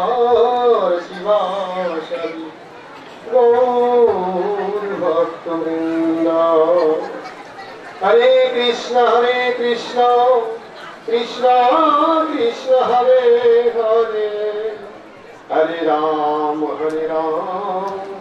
রাম রাম হরে হরে। যাহার করুণায় ভগবত করুণা লাভ হয়, সেই পরমারাধ্য পরম করুণাময় শ্রী শিলপ্রপাদ পদ্ম পরিব্রাজরাচার্য নিত্যলীলা প্রতিষ্ঠম দৃষ্টবাদ শ্রী শ্রীমদ ভক্তি বেদান্ত পর্যটক গোস্বামী গুরু মহারাজের অভয় চরণে এই দিনহীন অধমে শতকোটিবার দণ্ডবতী প্রণাম জানাই, তার অহিত কৃপা প্রার্থনা করি। তৎপশ্চাৎ ধাম ঘোষাম দ্বিদণ্ডী সদাশী পাদগণ সমাগত ভক্তবৃন্দ ভক্তবৃন্দ সজ্জনবৃন্দ তথাযথ প্রণাম জানাই, তার কৃপা আশীর্বাদ প্রার্থনা করি। আজ আমরা উপস্থিত হয়েছি এটা গঙ্গানগর বিদ্যানগর। এখানে টোল ছিলেন গঙ্গা দাস, সেই বিদ্যার্থী এসেছিলেন এইখানে, যার নাম আমরা বর্তমান সমাজের মধ্যে সবাই তা জানেন। যেমন মহারাজ ইতিপূর্বে বলল যে কাশ্মীরি পণ্ডিত এখানে মহাপ্রভু বিদ্যা অর্জন করেছিলেন। আর মহাপ্রভুর সঙ্গে এখানে শাস্ত্রার্থ মনে কেউ না জিজ্ঞাসে, তা আমরা কোন শাস্ত্র পড়ব? শাস্ত্র এক তো সেই ভক্তির ঠাকুর বলেছেন জড়বিদ্যা, আর এক হচ্ছে পরমার্থিক বিদ্যা। এই বিদ্যা যে জড়বিদ্যা যত মায়াময়ী হোক, কৃষ্ণ ভজনে বাধা মোহজন্মাইয়া অনিত্যময় জীবকে করেই বাধা। আমরা আমরা সংসারে বড় বড় পণ্ডিত শিক্ষিত হয়েছি, আর যতই বড় বড় শিক্ষিত হয়েছি তত ভগবান থেকে দূর হয়ে চলছি। তা আমরা বড় বড় শিক্ষিত হয়েছি, যত শিক্ষিত হয়েছে আমার মাথা চড়াতে উঠে হইতে যাচ্ছে। কিন্তু শাস্ত্রের নিয়ম, শাস্ত্রের ধর্ম তা নয়। শাস্ত্র যত বিদ্যা অর্জন হবে তত তার মাথাটা যত হবে। এই জন্য একটা শাস্ত্রে একটা সুন্দর কথা বলেছে, সেই কথাটা হলো ভগবান্ত দীক্ষ আর গুণবন্ত জন নম্রতা স্বভাব তাহার লক্ষণ। যারা ভগবান্ত বৃক্ষ আছে না, তার মাথাটা নত হয়ে যায়। আর যারা গুণবন্ত জন তার মাথা নত হয়ে যায়। যার কাছে ফল নেই তারা মাথা সবচেয়ে উঁচা হয়ে থাকে। এই জন্য সবচেয়ে বড় বিদ্যা হচ্ছে কৃষ্ণ ভক্তি বিদ্যা। মহাপ্রভু এটি শিখে দিলেন আমাকে ছলে ভবিষ্যতে। আর যত বিদ্যা আছে সে অবিদ্যায়। এই বিদ্যা পারমার্থিক বিদ্যা জানিলে জাগতিক বিদ্যা জানার দরকার নেই, তো আপনারই জানা হয়ে যায়। এর ভগবানকে জানিলে যেমন কোনো জানার বাকি থাকে না, তখন এই পারমার্থিক বিদ্যা জানলেই আমার জড়জগতের বিদ্যাকে জানা যায়। এই যে এক্সট্রা করে জড় বিদ্যা করতে হয়। এই জন্য আমরা ভগবানের কি এই বিদ্যানগরে আজকে আমরা আছি এইখানে, যে ভগবান এইখানে একসময় বিদ্যা অর্জন করে আর জগৎবাসীকে যে কলি কলুষর জীব, কলি অন্ধকার আচ্ছন্ন জীব, আমরা সবসময় পাপ কর্মেই রত থাকি। এই পাপ থাকি আমরা কি করি, আলোর দিকে গতি করি আর তোমার প্রহরের দিকে গতি করি। এটার ব্যবস্থা করে তিনি অনেক অনেক কথা বলে গেলেন। আর মহাপুরুষের মাধ্যমে আমরা জানতে পারি যে ভগবানের আসল বিদ্যা যেটা, সেটি হচ্ছে পারমার্থিক বিদ্যা। যে বিদ্যা অর্জন করার পরে আমরা যেটা মনে হচ্ছে সুখ শান্তি সমৃদ্ধি আপনার হইতে সব নিজের মধ্যে আসি যায়। সবচেয়ে বড় বিদ্যা হচ্ছেন ভগবানের চরণ সেবা, ভগবানের গুণগান করা, সন্ত সেবা, জগৎকে সমানভাবে দর্শন করা, এটি হচ্ছে আসল বিদ্যা। আর এই জগতে যত আছেন সব এটা অবিদ্যা। তাই আমরা এই বিদ্যা আদিকে উল্টা হয়ে গেছে। বিদ্যা অর্জন করলে আমরা বিদ্বান, কিন্তু শাস্ত্রে সেটা ঠিক নয়। বিদ্যা অর্জন করি, বিদ্যা অর্থাৎ মহা ভগবানের ভার্যা অর্থাৎ সহধর্মিণী। যারা বিদ্যা অর্জন করে ভগবানের বিষয়ে কিছু জানে না, ভক্তি নাই, জ্ঞান নাই, সে কেমন করে ভগবানের অর্ধাঙ্গিনী হইতে পারেন? তিনি অর্ধাঙ্গিনী নন। এই জন্য ভগবানের যে বিদ্যা অর্জন করে ভগবানের প্রতি ভক্তি নাই, শ্রদ্ধা নাই, শান্তির সাধুর প্রতি ভক্তি নাই, সে বিদ্যার মাথায় পদাঘাত বলছে। সে বিদ্যার মাথায় ভক্তির অর্থাৎ বলছে, সে বিদ্যার মাথায় পদাঘাত। সে বিদ্যার দরকার নাই হলো। এই বিদ্যা আমার কোনো কামের নয়। যে বিদ্যা ভগবান থেকে দূরে রাখে, ভক্তি থেকে দূরে রাখে, কৃষ্ণ ভজন থেকে দূরে রাখে, সন্ত সেবা থেকে, সাধু সেবা থেকে দূরে রাখে, এই বিদ্যা বিদ্যা হইতেই পারে না। এই বিদ্যার নামে একটা অবিদ্যা। এজন্য আমরা সবাই যেন পারমার্থিক বিদ্যা অর্জন করি আমার জীবন ধন্য করতে পারি। যাই হোক, এখানে আমার বক্তব্য সমাপন করছি। আমার এই আজ হলো প্রথম দিবস, এই আজি এখানে সমাপ্ত করছি। বাঞ্ছা কল্পতরু ভস্য কৃপা সিন্ধুময় হয়েছ পতিতানাং পাবনেভ্যশ্চ নিধো। এতক্ষণ যাব বিদ্যার কথা বললেন। শিক্ষার সার্থকতা হলো বিতরণে।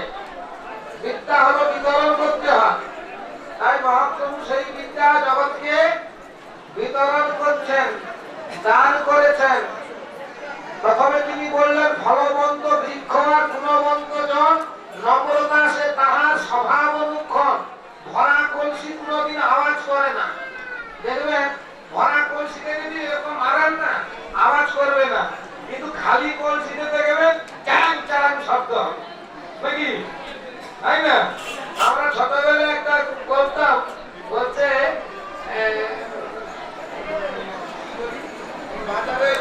বাজারে গেলে ওই লাল মাটি হাতে যায়, বিনা দোষে পিতা খায়, তাই না?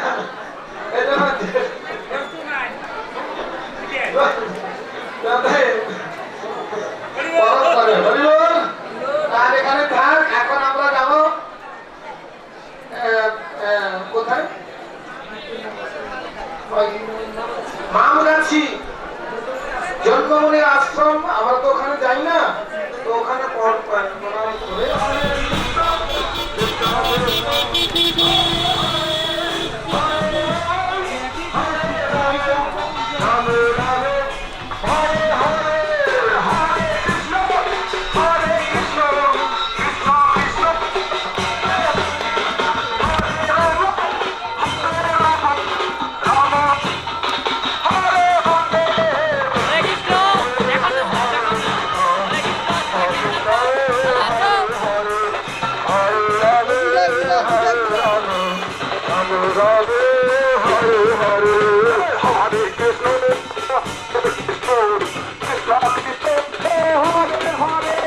হরে কৃষ্ণ।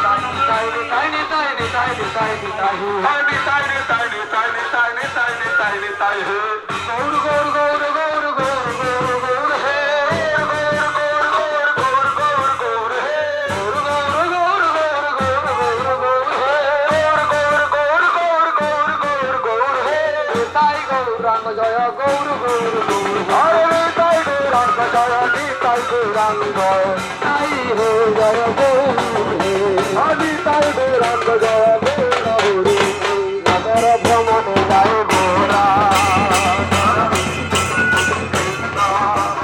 নগর ভ্রমণে যায় গোরা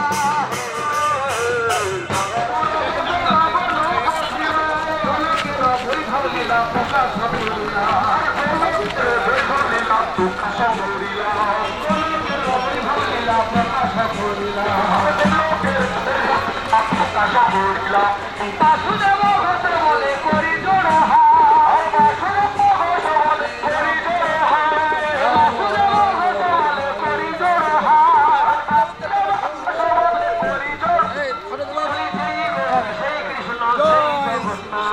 সেই কৃষ্ণ শ্রী জগন্নাথ সেই কৃষ্ণ সেই চিরনন্দন জয় জগন্নাথ সচিরনন্দন জয় জয় জগন্নাথ সচিরনন্দন ত্রিভুবনে করে যারে চরণ বন্দন ত্রিভুবনে করে যারে চরণ বন্দন ত্রিভুবনে করে যারে চরণ বন্দন ত্রিভুবন করে যারে চরণ বন্দন হরে কৃষ্ণ কৃষ্ণ কৃষ্ণ হরে হরে হরে রাম রাম রাম হরে হরে হরে কৃষ্ণ কৃষ্ণ কৃষ্ণ হরে হরে হরে রাম রাম রাম হরে হরে হরে কৃষ্ণ হরে রাম হরে রাম কৃষ্ণ কৃষ্ণ হরে হরে হরে রাম রাম রাম হরে হরে হরে কৃষ্ণ হরে হরে রাম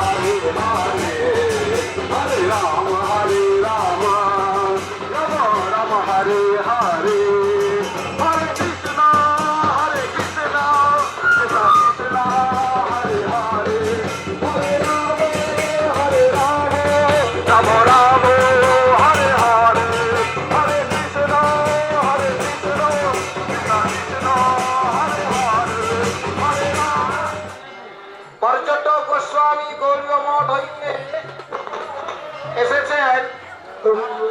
এখানে বহু দল আছে, বিভিন্ন জায়গা থেকে পরিক্রমা এসছে। আপনারা আমাদের যে প্রচার পার্টি সেইটা আপনারা দেখে আপনারা সকলে আসবেন। আর আমরা গুরু গৌরাঙ্গের অপার করুণায় এবং আনুগত্যে, এটা আগে ছিল চৈতন্য মঙ্গল, পরে বৃন্দাবন দাস ঠাকুর করেছেন চৈতন্য ভাগবত। চৈতন্য নিতাই যাতে জানিয়ে মহিমা, যাতে জানি কৃষ্ণ ভক্তি সিদ্ধান্তের সীমা, মনুষ্য রচিতে নারে ঐছে গ্রন্থ ধন্য, বৃন্দাবন দাস মুখে বক্তা শ্রী চৈতন্য। বৃন্দাবন দাস ঠাকুর তিনি কীর্তন করে বলছেন যে কাষ্ঠের পুতলি যেমন কুহকে নাচায়, আর সেই মতো মহাপ্রভু মোরে যে বলা।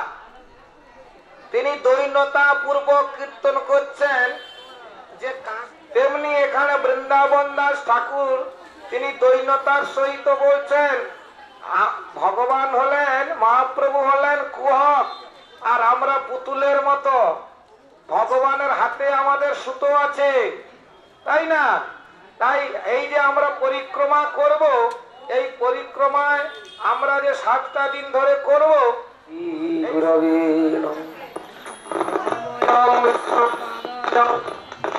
শ্রী কেশব নম মহাবদন্নয় কৃষ্ণ প্রেম প্রদায়তে কৃষ্ণায় কৃষ্ণ চৈতন্য নারায়ণী দেবী কি বৈকুণ্ঠ প্রভু কি জয় জয় শ্রী রাধে। আমরা যে স্থানটিতে এসে উপস্থিত হয়েছি এটা হচ্ছে মামগাছি মতদ্রুম দ্বীপের অন্তর্গত। এই স্থানে ছিল বৃন্দাবন দাস ঠাকুরের আবির্ভাব হয়েছিল। এখানেই ওনার জন্মস্থান বৃন্দাবন দাস ঠাকুর। যেমন শ্রীমদ ভাগবত রচনা করেছেন সেই মুনিষণ বলে তেমন 2 পারে।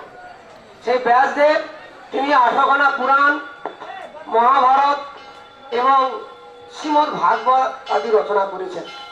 তিনি কলিযুগে নাম নিয়েছেন কি ছিল বৃন্দাবন দাস ঠাকুর।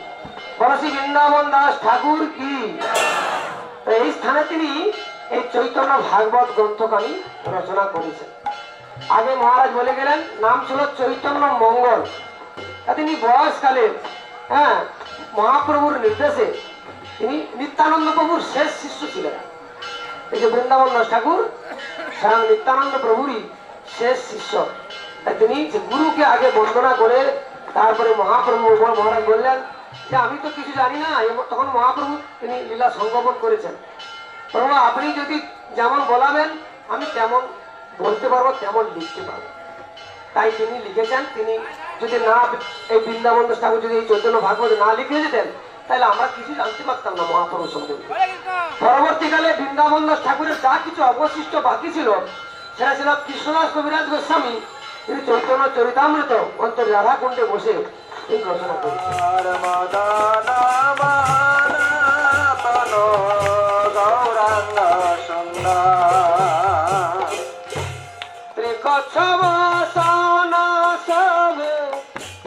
কুটিলা কুন্তাল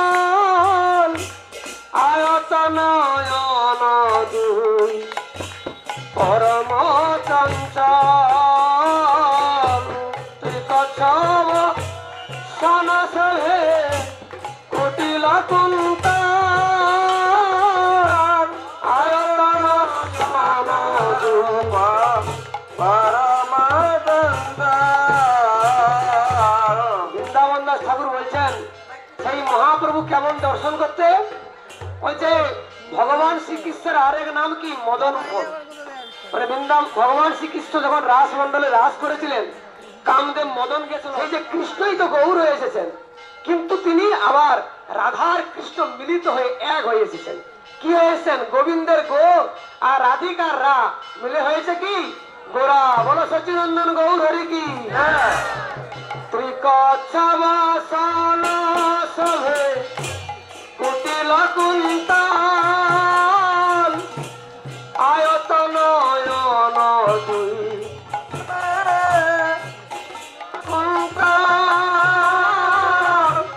আয়তনয়ন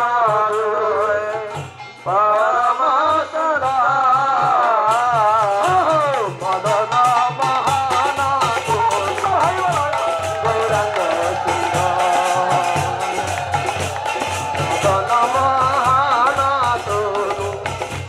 গৌরাঙ্গ শুক্ল যোগ্য সূত্র শোভে বেরিয়া শরীরে শুক্ল যোগ্য সূত্র শোভে বেরিয়া শরীরে সুখরূপে অনন্ত যে হেন কলে মরে সুখরূপে 81 জন প্রচেতা কর্মকাণ্ড ব্রাহ্মণ। আমার 9টা বড় বড় সুতো আছে। এবারে নবযোগেন্দ্র ঋষি এই 9টাকে ভেঙে ভেঙে 9 9 81 মোট 9 খি, অনেকে 6 খির সুতা মানে পৈতা পরে, কিন্তু ওটা ঠিক গৌড়ীয় মঠের যে পৈতা এটা হচ্ছে 9 খি, প্রত্যেকটার মধ্যে আবার 9 আছে, 9 9 81। আবার টোটাল পৈতাটাকে বলা হয় অনন্তদেব। এটা জানতে হবে যারা পৈতা ধারণ করেছেন, এই পৈতা আছে কি অনন্তদেব, মানে অনন্তদেব ছাড়া ভগবানের সেবা হয় না। যেখানে অনন্ত নাই সেখানে কৃষ্ণ নাই, যেখানে নিতাই নাই সেখানে গৌর নাই। অতএব আমাদের শরীরে এই অনন্তদেব আছেন, আর এই বৃন্দা দেবী আছেন, আর দ্বাদশ জায়গায় ভগবানের 12টি নাম আছেন। টোটাল শরীরটা একটা বৈষ্ণব শরীর। আর অন্তরে আছে গোবিন্দ, মুখে আছে ভগবানের নাম, ললাটে তিলকং নাস্তি, কণ্ঠে নাস্তি ত্রিকণ্ঠিকা, আর হৃদয়ে নাস্তি গোবিন্দ। স নর ব্রহ্ম রাক্ষস ও স নারী ব্রহ্ম রাক্ষস। গৌর প্রেমানন্দী গুরু মহারাজ বলতেন যে প্রত্যেকের শরীরে কপালে তিলক থাকবে, গলায় 3 গাছি মালা থাকবে, আর বদনে হরির নাম থাকবে, আর হৃদয়ে গোবিন্দ থাকবে। যদি এটা কেউ না করতে পারে সে রাক্ষস রাক্ষসীর মতো। তাহলে সবাই তিলক করবেন তো? এখানে আপনারা আসছেন কি করার জন্য? কিছু শেখার জন্য। এখান থেকে কি নিয়ে যাবেন? ওই কথা শুনে কি করবেন? আচরণ করতে হবে। সবাই তিলক করবেন, গলায় মালা পরবেন, আর হৃদয়ে রাধা কৃষ্ণকে, গুরুকে, গৌরাঙ্গকে চিন্তা করবেন। আর বদনে কি করবেন? হরে কৃষ্ণ কৃষ্ণ কৃষ্ণ হরে হরে, হরে রাম রাম রাম হরে হরে। কিন্তু সব বেকার হয়ে যাবে কি না করলে? যদি গুরুচরণ আশ্রয় না করেন। তিলক করলেন, মালা করলেন, হরিনাম করলেন, সব করলেন, কিন্তু গুরু ছাড়ি গৌরাঙ্গ ভজে সেই পাপী নরকেতে মজে। এই জন্য ভাগবত বলছেন আদৌ গুরু পদাশ্রয়। এই জন্য নিত্যানন্দ প্রভু হচ্ছেন অভিন্ন গুরুতত্ত্ব, তারই শিষ্য সেই বৃন্দাবন দাস ঠাকুর। তিনি এখানে ভক্তির এই যে গ্রন্থ চৈতন্য ভাগবত রচনা করেছেন, সেই তার মাধ্যমে তিনি মহাপ্রভুর রূপ বর্ণনা করছেন। কি বলছেন? শুক্ল যোগ্য সূত্র রূপে অনন্ত যে ধ্যান কলে বরে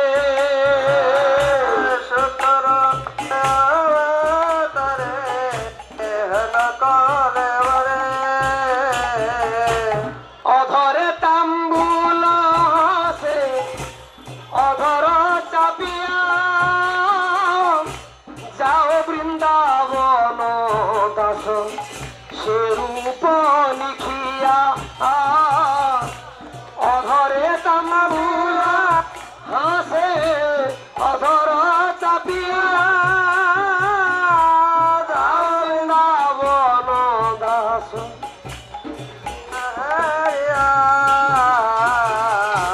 বলে আমাদেরকে পান খেতে বলে না, আবার পদকর্তা আবার মহাপ্রভু পান খাচ্ছেন। লেখা আছে না, নারায়ণী চৈতন্যের উচ্ছিষ্ট ভাজন তার গর্ভে জন্মেলা শ্রীদাস বৃন্দাবন। যখন নারায়ণী দেবী, তখন ওই 7 বছরের ছোট বাচ্চা মেয়ে, উনি শিবাসের ভাতুষপুত্রী। শিবাস ঠাকুর পঞ্চতত্ত্বের যে শিবাস, তার ভাইয়ের মেয়ে। শিবাসের 4 ভাই ছিল, শ্রীবাস, শ্রীনিবাস, শ্রীপতি আর শ্রীনিধি। তাদের মধ্যে একজনের মেয়ে হচ্ছে কে? ওই নারায়ণী দেবী। যখন ওই নারায়ণ মহাপ্রভু কীর্তন করছেন, আর মহাপ্রভু কি করছেন, না তাকে তাম্বুল খেতে খেতে একটু উচ্ছিষ্ট ওই কি বলে নারায়ণী দেবীর মুখে দিয়ে দিচ্ছে। বলে নারায়ণী তুমি কৃষ্ণ বলে কাঁদো তো, নারায়ণী কাঁদো কাঁদো, কৃষ্ণ বলে কাঁদো। আর নারায়ণী কি করছেন? হরে কৃষ্ণ কৃষ্ণ কৃষ্ণ হরে হরে, হরে রাম রাম রাম হরে হরে। তাই নরোত্তম দাস ঠাকুর পেয়েছিলেন। সেরকম নারায়ণী দেবীর গর্ভে মহাপ্রভু স্বয়ংই প্রেম দান করে গেছেন। দেখো তোমার গর্ভে যে তুমি আজকে যেমন কৃষ্ণ বলে কাঁদলে, তোমার গর্ভে যে হবে সে জগৎকে হা নিতাই হা গৌর বলে কাঁদাবে। নিতাই গৌর হরে হরে। তারই গর্ভে জন্ম নিয়েছিলেন শ্রী নারায়ণী দেবীর গর্ভে এই বৃন্দাবন দাস ঠাকুর। আর তিনি চৈতন্য ভাগবত যে শ্রবণ করে, বলে এই ভাগবত যে না মানে সে যবন সম। যে চৈতন্য ভাগবত শুনবে না, পড়বে না, সে যবনের মতো।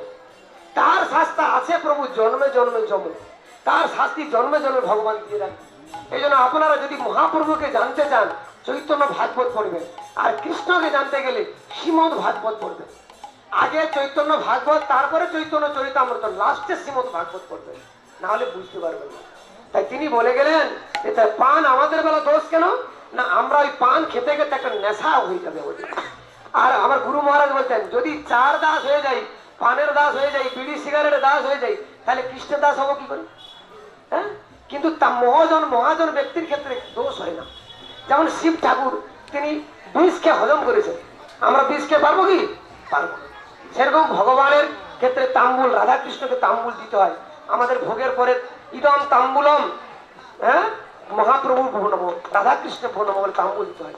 আমাদের বেলাটা চলবে না। হ্যাঁ, তা যাই হোক, এই জন্য বলছেন সেই মহাপ্রভু মুখে তাম্বুল পেয়ে পান করে, হ্যাঁ, কি সুন্দর দেখতে লাগছে। পদকর্তা বলছেন মদন মোহন তনু শিরোর সুন্দর,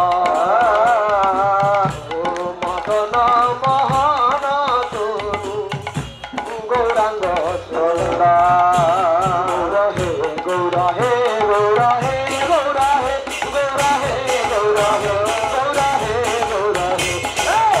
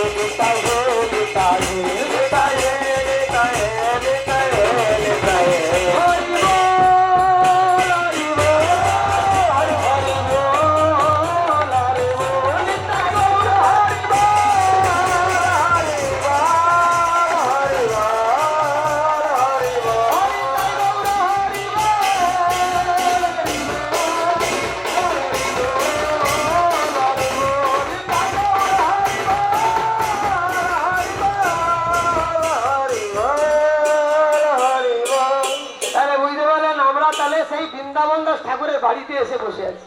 বুঝতে পারছেন, অভাগ্যবান বছরের জন্য বনবাসে বেরিয়েছিলেন। ভ্রমণ করতে করতে সীতা দেবী কি লক্ষণকে সঙ্গে করে নিয়ে এই স্থানে এসেছিলেন।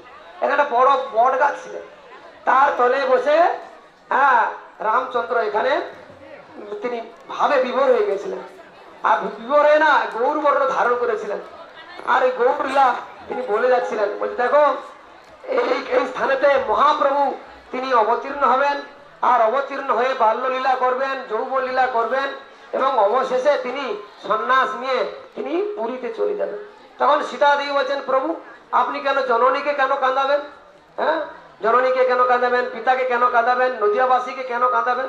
বলে দেখো আমি যদি নিজে আচরণ না করি তাহলে জগৎবাসী কেউ আচরণ করবে না। ত্যাগ ধর্ম কি, বৈরাগ্য ধর্ম কি কেউ পালন করবে না। তাই জগৎজীবকে শিক্ষা দেওয়ার জন্য, হ্যাঁ, সেই কৃষ্ণ প্রেম দান করার জন্য আমি নিজে হরি হয়েও হরি বলে আমি এই জগৎকে কাঁদাবো। এই স্থানটিতে সীতা দেবী এবং রামচন্দ্র এসেছিলেন। এই স্থানটি খুবই মহিমা। তো যাই হোক, এখন আমাদের পূজ্যবাদ আচার্য দেবের হাতে মাইক্রোফোন দিচ্ছি, উনি এই স্থানে কিছু আরো আলোকপাত করবেন। এইখানে রাখলাম। একটা মোবাইল হারিয়ে গেছে, তাহলে সেই পিতার আনন্দ দিতে গেলে তার কাছে আমাদের যেতে হবে কিনা? তো যেতে হওয়ার জন্য কি ব্যবস্থা করলো? হরে কৃষ্ণ, আমার ভক্ত হও, আমার ভক্ত সঙ্গ করো,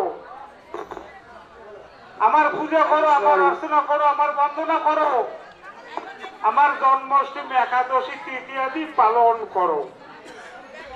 ভক্তি অনুকূল যাহা তাহা আমাকে নিবেদন করো। কার কথায়? গুরুদেবের কথা। বলে আমি দিচ্ছি, সে তো অনুমোদন হলো না। তো তাই এরকম অনেক বর্ণনা রয়েছে। তার মধ্যে ফির আবার কি ঘটনা? বেদ বিদ্যে দুই কিছুই জানো তো মুই, তাহলে কি আর আপনাদেরকে শোনাবো? তা আমার গায়ে মায়ে কেউ সাগর মহারাজ, কেউ পরম আনন্দদায়ক পরমৈদধি মহারাজ, আরো অনেক ব্যক্তিত্ব বর্গ রয়েছে। তারা নানান ভাবে সকলকে আনন্দ দিবে। যেমন মৃদঙ্গ আছে, সে যদি বলে আমি তো ধুমধাম করি, আমি একাই আনন্দ দিব, হবে? কর্তার বলছে আমি খুটফুট করবো, কাসর বলছে আমি টুমটুম করবো, আরো কত যন্ত্রের নাম নানান ভাবে মৃদঙ্গকে সহযোগিতা করছে, হ্যাঁ কি না? তবেই তো মহোৎসব, মহা আনন্দ, মহা মহা আনন্দ। জয় নিতাই গৌর প্রেমানন্দে। তাহলে এই হারিয়ে যাওয়া ব্যক্তি আর তার হারা জিনিসটা পাওয়া ব্যক্তি, দুই আমরা কি সম্পর্ক? একই পিতার সন্তান, একই মাতার সন্তান। এদের যদি উপলব্ধি হলো তাহলে তার দুঃখ আর কাছে আসিয়াও সেও নাচে, হ্যাঁ কি না? এই জন্য বলছে মহাজনগণ, নিত্যানন্দ ভজে দেই নিত্য আনন্দে থাকে। বলে নিত্যানন্দ ভজে আনন্দে না মজে, তাহলে তার অন্য অভিলাষ আছে, হ্যাঁ কি না? তাহলে অন্য অভিলাষ শূন্য সেই উদ্ধারকারী হিসেবে গণ্য, হ্যাঁ কি না? বন্ধং শ্রী গুরু শ্রী যুদ্ধ পদকমলং শ্রী গুরুন বৈষ্ণবংশ শ্রী রূপং সাগ্রদতং সহন রঘুনাথান্বিতং তং সজীব সাধুতং সাবধতং পরিজন সহিতং কৃষ্ণ চৈতন্য দেব শ্রী রাধা কৃষ্ণ পাদান সহন ললিতা শ্রী বিশাখা নিতাংশ ও অজ্ঞানতি মিরন্ধস্য জ্ঞানন্দন শ্লোকে সুরমূল্য সমুদন তস্মৈ শ্রী গুরুবে নমঃ। নমো মহাবাদান্নায় কৃষ্ণ প্রমুখ দয়াতে কৃষ্ণে কৃষ্ণ চৈতন্য নামনে গৌরীশে নমঃ। হে কৃষ্ণ করুণা সিন্ধ দীনবন্ধু জগৎপতে গোপেশ গোপিকাকান্ত রাধাকান্ত নমস্তুতে তত্ত্বকাঞ্চন গৌরাঙ্গী রাধে বৃন্দাবনেশ্বরী বৃষভানু সুতি দেবী প্রণমামি হরিতে। হরে কৃষ্ণ কৃষ্ণ কৃষ্ণ হরে হরে হরে রাম রাম রাম হরে। বাঞ্ছা কল্পতরুশ্চ কৃপা সিন্ধু বয়ে বস পতিতানাং পাবনেভ্যো বৈষ্ণবেভ্যো নমঃ। প্রদান করলেন পূজ্যপাত্রী ভক্তিবেদান্ত পরমদ্বৈতী মহারাজ। এবারে বৃন্দাবন দাস ঠাকুরের জন্মস্থান, সেখানে আমরা দেখতেছি বৃন্দা দেবী, তার কি তত্ত্ব মাহাত্ম্য, এও অনেক বর্ণনা আছে। তাহলে বৃন্দাবন দাস ঠাকুর যে গ্রন্থ লিখিল কার আদেশে? দাভরে যিনি বলরাম ছিলেন তিনি হলেন নিত্যানন্দ, তিনি আদেশ করলেন। তাহলে আদেশে লিখলেন সেটা গ্রাহ্য, বিনা আদেশে লিখিবেন অগ্রাহ্য। তাহলে আমরা শাস্ত্র গ্রন্থ ক্রয় করব, কোন গ্রন্থ ক্রয় করবার আদেশ মহাজনগণ দিয়েছেন? শুদ্ধ বৈষ্ণব আচার্য আদি তাদের অনুমোদিত লিখিত পুষ্পিত গ্রন্থ গ্রাহ্য। হরে কৃষ্ণ মহান মন্ত্র নাম গ্রহণ করব, যেখানে সেখানে গ্রহণ করলে হবে। শ্রবণ করব, যেখানে সেখানে শ্রবণ করলে হবে। অবৈষ্ণব মুখোদ কিন্নান হরিকথামৃত সর্বশ্রেষ্ঠ যথা দুগ্ধ যথাপুষ্ট। হরে কৃষ্ণ। তাহলে এই যে উল্লেখ করলেন মহাজনগণ, তাহলে সেই মহাজনগণ গত পন্থা আমাদের অবলম্বনীয় না বর্জনীয়? তাহলে একে তো হরিনাম করছে, কেউ তরিবে, কেউ ঘুরিবে, কেউ নরকে যাবে। তাহলে এক নামের তিন গতি আমাদের করতে হবে কোন মতে? শুদ্ধ সিদ্ধান্ত স্থাপন। এই সম্বন্ধে অনেক আলোচনা হচ্ছে। শ্রীল বৃন্দাবন দাস ঠাকুর গ্রন্থ লিখলেন চৈত্য নিত্যানন্দ প্রভুর আদেশে কি, যে কলির জীব উদ্ধারের জন্য যে ভগবান আসলেন গৌরূপে, তিনি কি লীলা করলেন?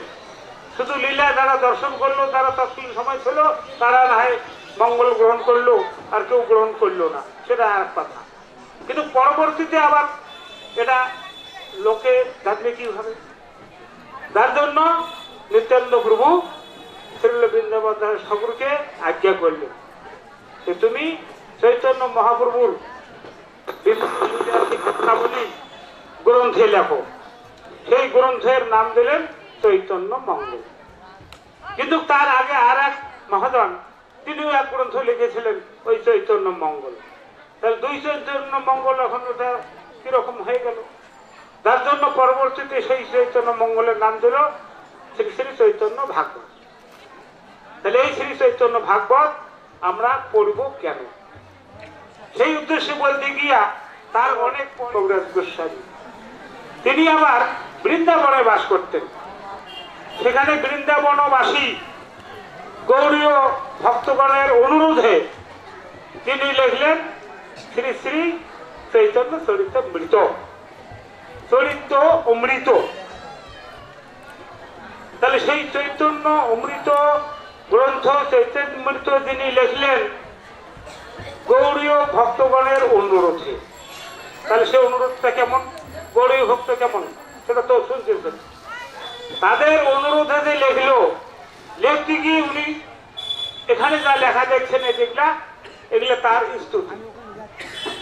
তাহলে চৈতন্য ভাগবতকে স্তুতি করতে গিয়ে বলছেন, তা এখানে সে কয়েকটা দেয় নাই, সেখানে দিয়েছেন ওরে মূর লোক শুনো চৈতন্য মঙ্গল, যার শ্রবণে নাসিবে স্বর্গ অমঙ্গল। তাহলে মূর মানে কি? হরে কৃষ্ণ, মূর কাকে বলা হয়? যাদের কোনো মনুষ্য বোধ নাই, কোনো জ্ঞান বুদ্ধি বিবেক বিবেচনা নাই, এদের মুখেই মূর বলা হয়। তাহলে চৈতন্য মঙ্গল জানতে বললো কেন? যে এই মূঢ়ত্ব দূর হবে, হ্যাঁ কি না? তাহলে চৈতন্য মঙ্গল অথবা ওই নাম পাল্টি হলো চৈতন্য ভাগবত। তাহলে চৈতন্য ভাগবত জানিলে কি হবে? নিতেই চৈতন্যের মহিমা জানিবে, আর নিতেই চৈতন্যের মহিমা জানিলে কৃষ্ণ ভক্তির সিদ্ধান্তের শেষ সীমা জানিবে। তাহলে যিনি শুরু থেকে শেষ জানেন, তার অভিজ্ঞতা আছে কি না নাই?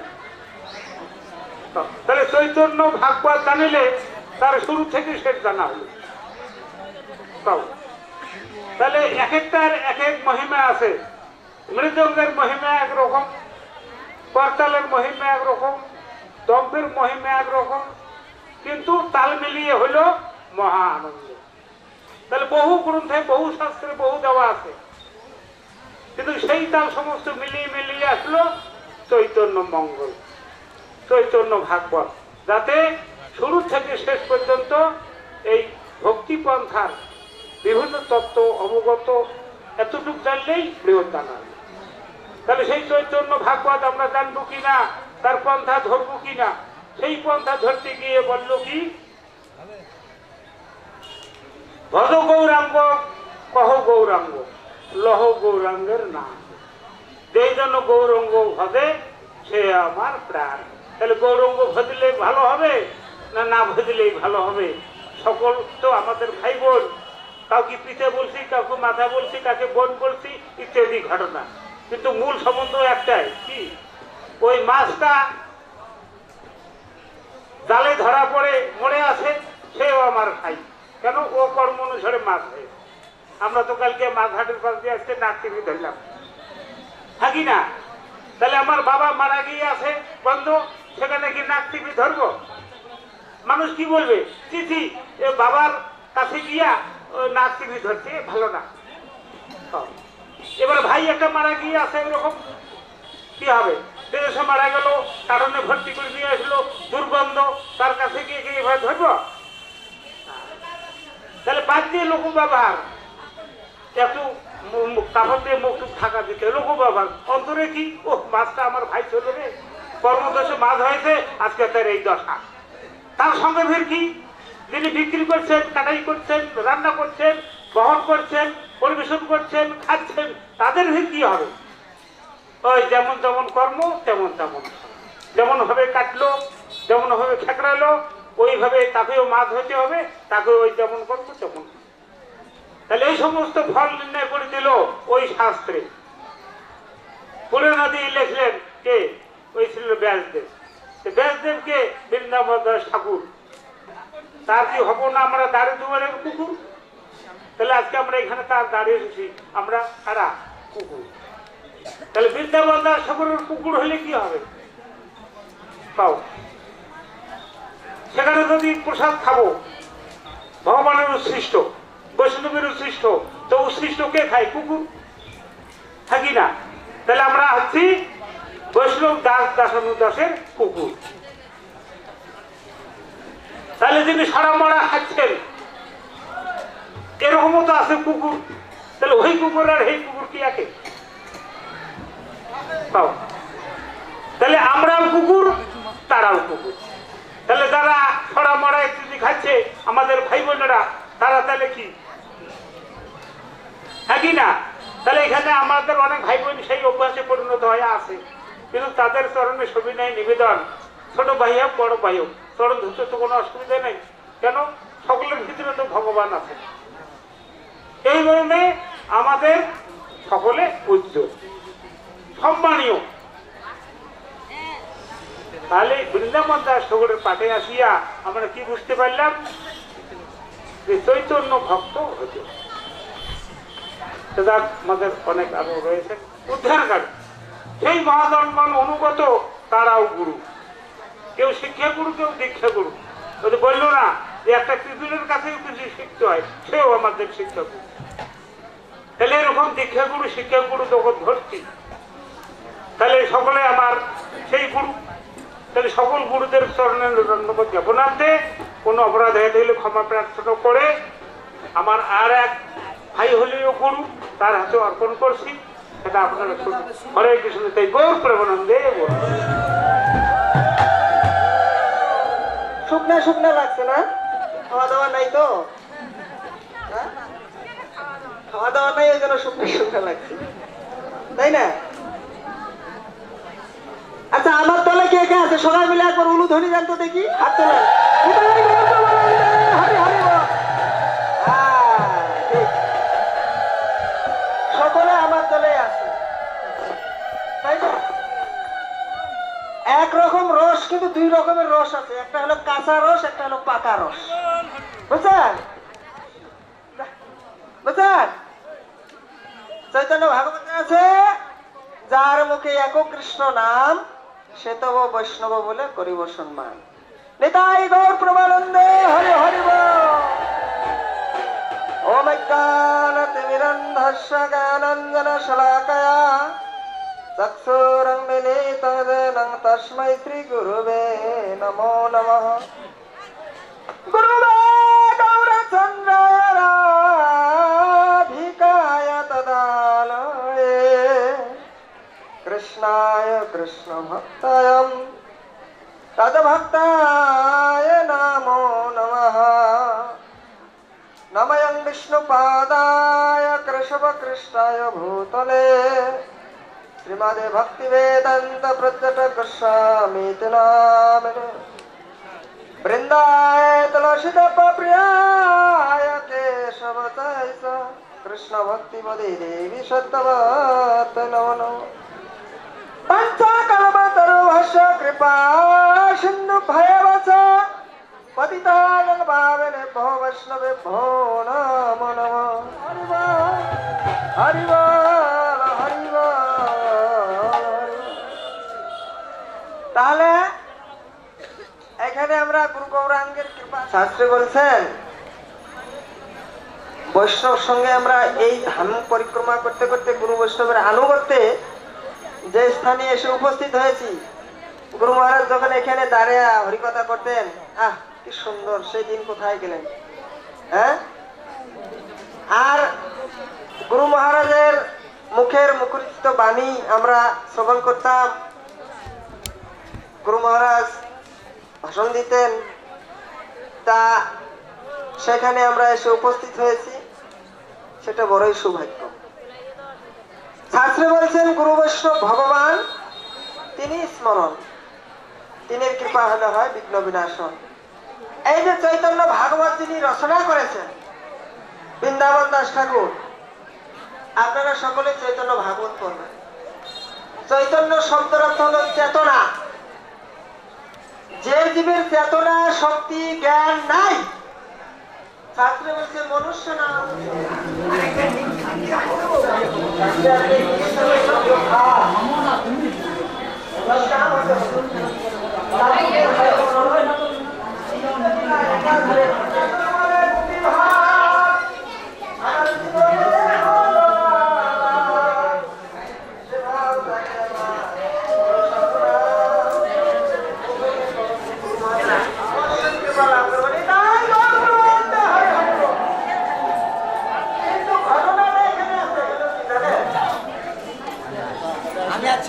মনের এইখানে থাকো আপনি ছেড়ে যাবেন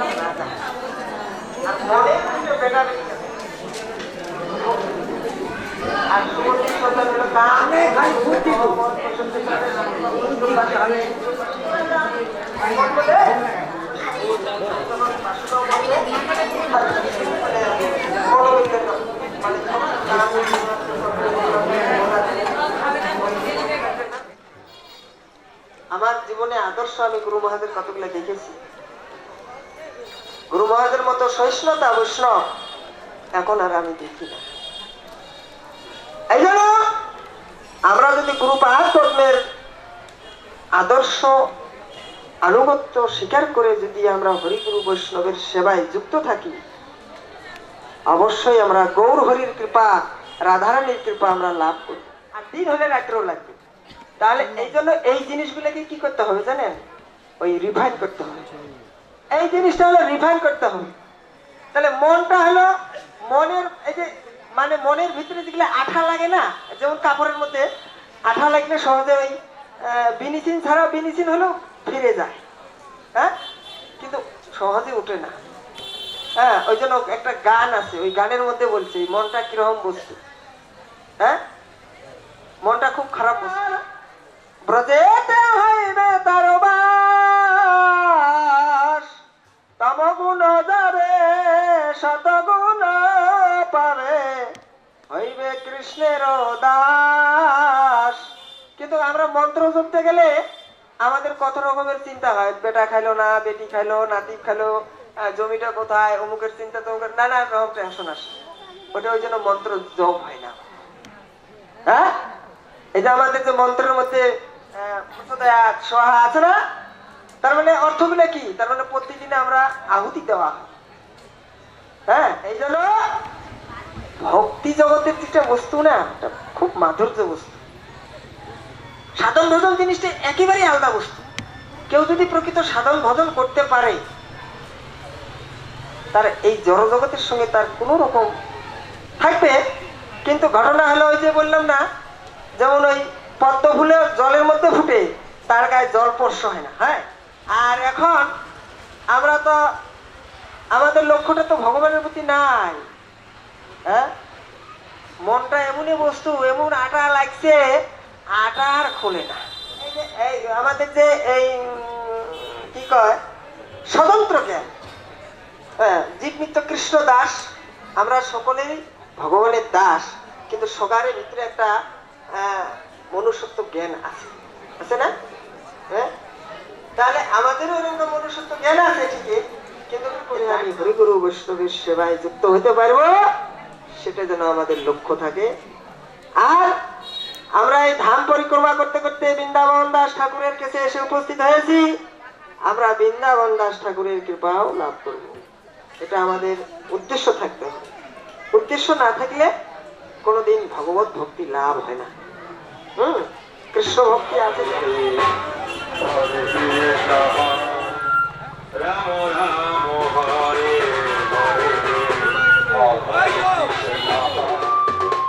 এদিকে রাম রাম হরে এদিকে দেখা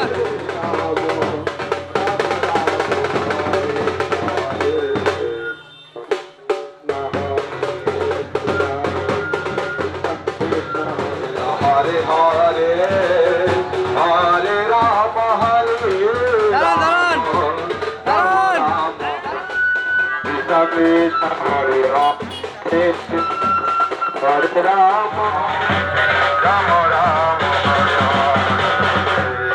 হরে কৃষ্ণ কৃষ্ণ কৃষ্ণ কৃষ্ণ